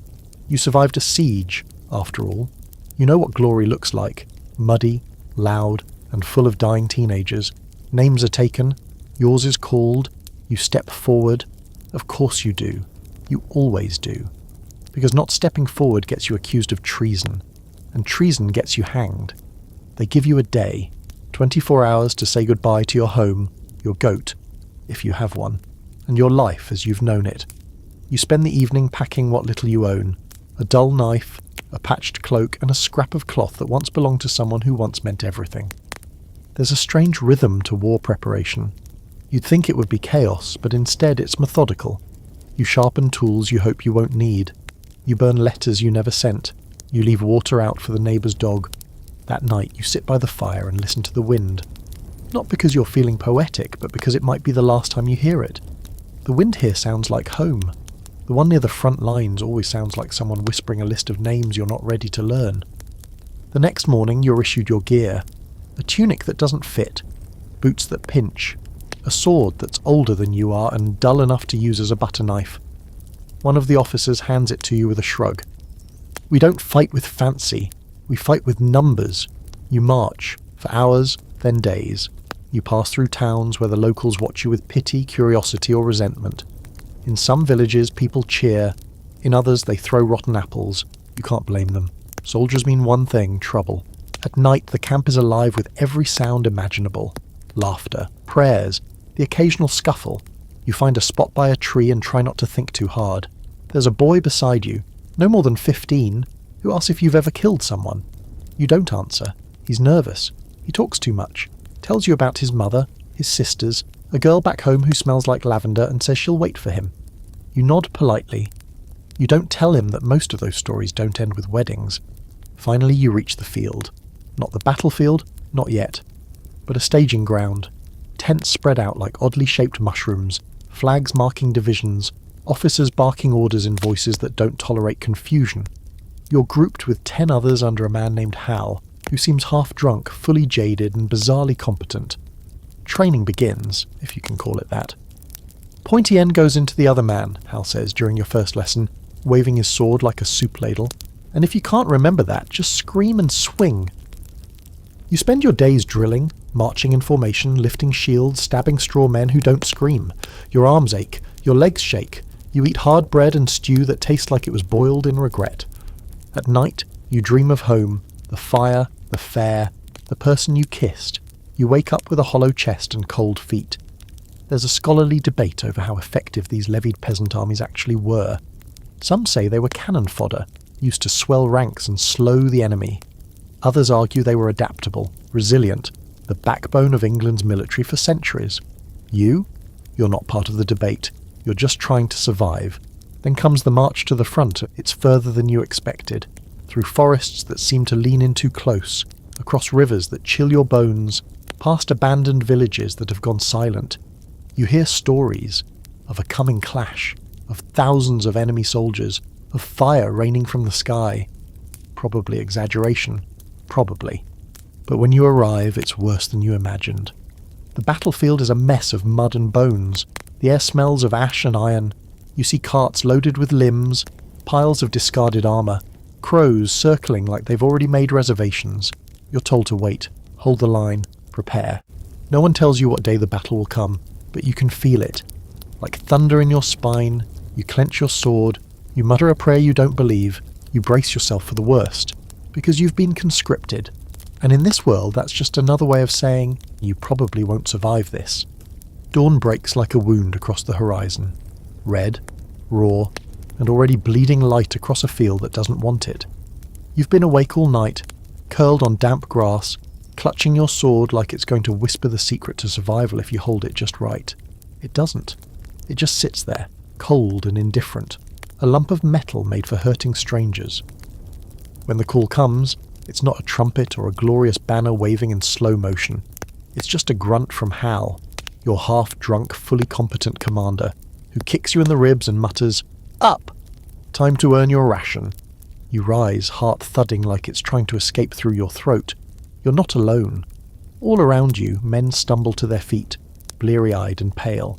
The young boy who talked about lavender-scented love is vomiting into a bush. No one comforts him. There's no time for comfort here, only movement. They hand out rations, stale bread, some salted meat you try not to examine too closely, and a weak beer meant to settle nerves. It doesn't. Your hands shake. You can't tell if it's fear or cold. Probably both. Then comes the lineup. Hal walks the row, checking weapons, adjusting grips, slapping the occasional shoulder. Keep your shield up. Don't run. Don't think. Thinking gets you killed. Someone tries to argue that thinking might prevent death. Hal shuts him up with a stare that could crack stone. You're positioned on the left flank, lucky supposedly, less likely to see the brunt of the assault. But then again, luck in war is like honour in tax collection, mostly theoretical and rarely in your favour. Across the field the enemy forms. You don't recognise their banners, their faces or their voices. They could be French, Scots, rebels, or some faction caught in the tangled chess game of noble disputes. You're not even sure what this war is about. Land, borders, honour, someone's pride. All you know is that you've been handed a sword and told to kill whoever walks toward you. The field is wide, churned with old mud and old blood. You can see bits of armour sticking out of the earth like forgotten roots. This isn't its first battle. It won't be its last. The order to march comes without fanfare. You move forward. Every step is a negotiation with terror. The squelch of mud, the clank of gear, the ragged breath of the man beside you who smells like fear and onions. Your feet feel too heavy, your heart too fast. You try to keep your eyes forward, but they keep darting sideways, looking for escape, looking for anything that feels human. Then it begins. Arrows, not a wave, a rain. You barely hear the order to raise shields before the sky darkens. They come down like angry insects, whistling and thudding into wood, flesh, and soil. One lands near your foot, quivering like it's still deciding who to kill. The boy with the lavender girl takes one in the leg. He screams, tries to crawl. Hal doesn't stop. "Leave him," he barks. "Keep moving." You do, because stopping is worse. Stopping is death. Then the clash. It doesn't feel real at first, just noise and flashes. Then a man is charging at you, bearded, red-eyed, roaring like he wants to be remembered. You raise your shield just in time. The impact nearly knocks you down. You swing wildly. Your blade connects. You don't know where. He grunts, falls. You don't have time to think about what you've done. Another comes, then another. You block. You swing. You feel something warm splash across your face and hope it isn't yours. The chaos is complete. Screams, steel, mud, blood. Everything blurs. You lose sight of your unit. You see Hal in the distance covered in something red, still shouting, still swinging. Then a horn. You don't know whose it is. Maybe yours, maybe theirs. But suddenly people are pulling back, retreating, some running, others dragging wounded. You follow, barely able to breathe, legs numb, vision narrowing. You stumble over a body, someone you know. You don't stop. You reach the rear, collapse beside a tree. You're alive. Somehow, your hands are trembling, stained. Your mouth tastes like iron and bile. You look around. The field is still full of sound, crying, groaning, distant calls. There are fewer of you than there were this morning. The boy? Gone. Hal? Still standing. Barely. You sit in the dirt, sword across your lap, and feel nothing. Not relief, not pride, just emptiness. A healer makes the rounds. Gritty cloth, bitter herbs, a flask of something that burns all the way down. You take a sip. You want to scream. You don't. Later someone says the battle was a success, that your side held the line, that reinforcements are coming, that the king will be pleased. You want to laugh, or punch someone, because what you saw wasn't success. It was slaughter, held together by a thread of luck and screaming. There's an open debate among scholars about how well peasant levies performed in medieval battles. Some say they were brave, held lines, earned honours. Others claim they were expendable, meat for the grinder, fodder for knights to step over. You no longer care who's right. You're alive. You clean your blade. You stare at your hands. They don't feel like yours anymore. You sleep in shifts that night, curled under a rough blanket, surrounded by strangers who have seen what you've seen. You dream of arrows, mud, and that boy's scream. When morning comes, the sun rises like nothing happened. The officers talk about the next march and you get up, because that's what you do now. You march, you fight, you try not to die. And maybe, if the gods are kind and the arrows miss, you'll make it home. But nothing is promised here, not even tomorrow. You don't come home a hero. There are no fanfares, no garlands hung from rooftops, no pretty faces waiting by the village gate. You arrive covered in dust, wearing boots that belong to a dead man, with half a sword, a stitched-up gash on your shoulder, and the kind of stare that makes even the priest keep his questions to himself. You've survived war, barely, and now you're back, but it feels more like haunting than returning. Everything looks smaller. The fields, the cottages, the people too. Bent a little more, a little thinner, a little quieter than you remember. Or maybe it's you. Maybe you've stretched in strange directions, pulled by pain, shaped by marching, hardened by the memory of the boy with the lavender girl, now a nameless body buried in some foreign mud. Maybe home hasn't changed at all. You're welcomed in that peculiar medieval way, with nods, cautious glances and silence that says, "We're glad you're alive, but we don't know what's left of you." No feast, no relief, just a place by the hearth, a bowl of weak broth, and the ghost of who you were before the levy. Work resumes the next day, because of course it does. Crops still need planting, fences need mending. The goat has gone half feral and eats your sleeve before you finish breakfast. You dig your hands into the earth and try to remember how this felt before blood and smoke filled your nose. The soil is the same. Your hands are not. Someone finally asks what it was like. War. You lie. Gently. Wet, you say. Loud. Smelled bad. They nod like they understand. Maybe they do. The reeve asks about casualties. You shrug. Numbers feel obscene now. You remember faces, not figures. You tell him the crown says it was a victory. He seems more interested in whether the Lord will increase taxes now that he's lost half his men. The days pass. Slowly at first, then with alarming speed. Time folds in on itself when you're not waiting to die. You repair your roof, thatch by thatch. You help the blacksmith reinforce a wagon wheel. You drink with old friends and don't talk about what's lurking behind your eyes. Sometimes at night you dream of marching again, your feet moving without will, the creak of armour, the taste of fear. Other nights you dream of the fair, the bonfire, the woman with laugh lines and strong hands, the music that felt like permission to be human. You don't know which dream is worse, and then the winter comes, colder than the last one. The wind cuts sharper, the snow arrives early, blanketing the fields before the last harvest is in. You help carry sacks of barley through the storm. You dig graves for 2 children who didn't make it through the first frost. You share your food, even though you're not sure how long it will last. This is what survival looks like. Not banners and medals, not glory, just persistence. Getting up every morning, mending things, making do, hoping the next sickness passes you by. There's a new face in the village, a travelling friar. He's young, too clean, speaks in phrases that smell of monastery parchment. He gives a sermon on redemption and the cleansing fire of war. You walk out halfway through. Later he tries to speak with you. You've seen the battlefield, he says. Tell me what it teaches. You look him dead in the eye and say that no one wins. Some just come home. That shuts him up. As the cold deepens, something strange begins to happen. People start turning to you.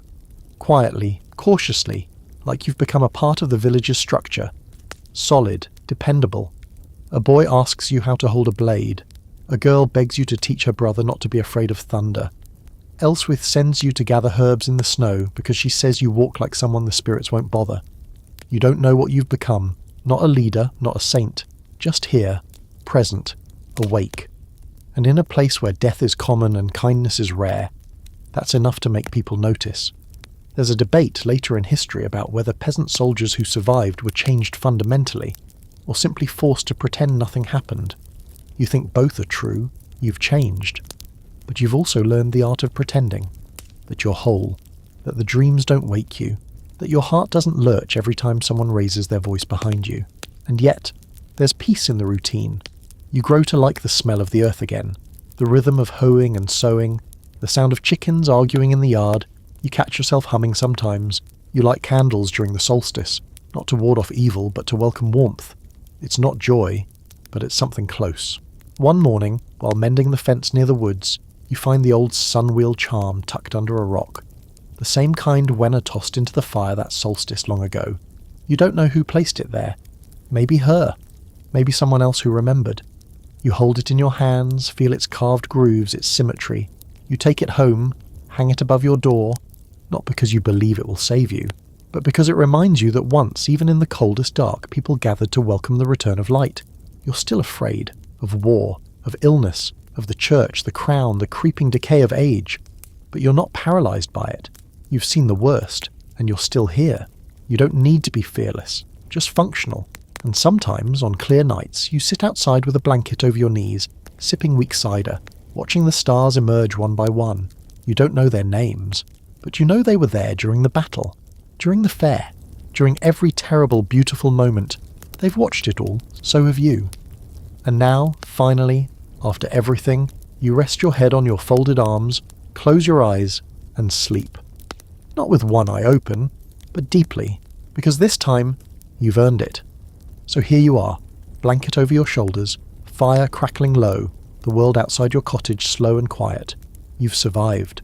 Maybe not unscarred, maybe not unchanged, but undeniably still here. And that, in this medieval world, is something close to a miracle. You weren't the strongest, you weren't the wealthiest.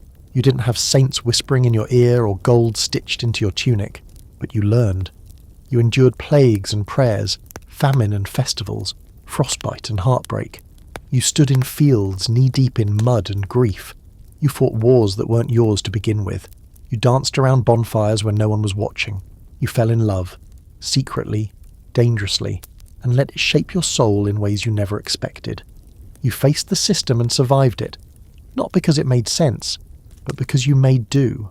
Because you got up every day, shoulder to the wheel, heart in your throat, hands in the soil. You were told you were born to serve. You were reminded constantly that your body was worth less than a horse, your voice less than a priest's whisper. But still, you carried yourself through the muck with a quiet defiance that no one could entirely crush. Maybe you weren't meant to be remembered. Your name won't echo through scrolls or be carved in chapel stone. But here, in this story, you exist. You breathe. You matter. And now, as the candle burns low and the shadows grow long across the wooden beams of your roof, you can finally let it all go. The war, the hunger, the fear, the wondering if you ever truly belonged in this place, or any place. You've done what so few manage to do, not just in your time, but in any time. You survived, and now it's okay to sleep. The village is quiet, the wolves are distant, the stars are rising, and so are you, just a little, in someone's memory.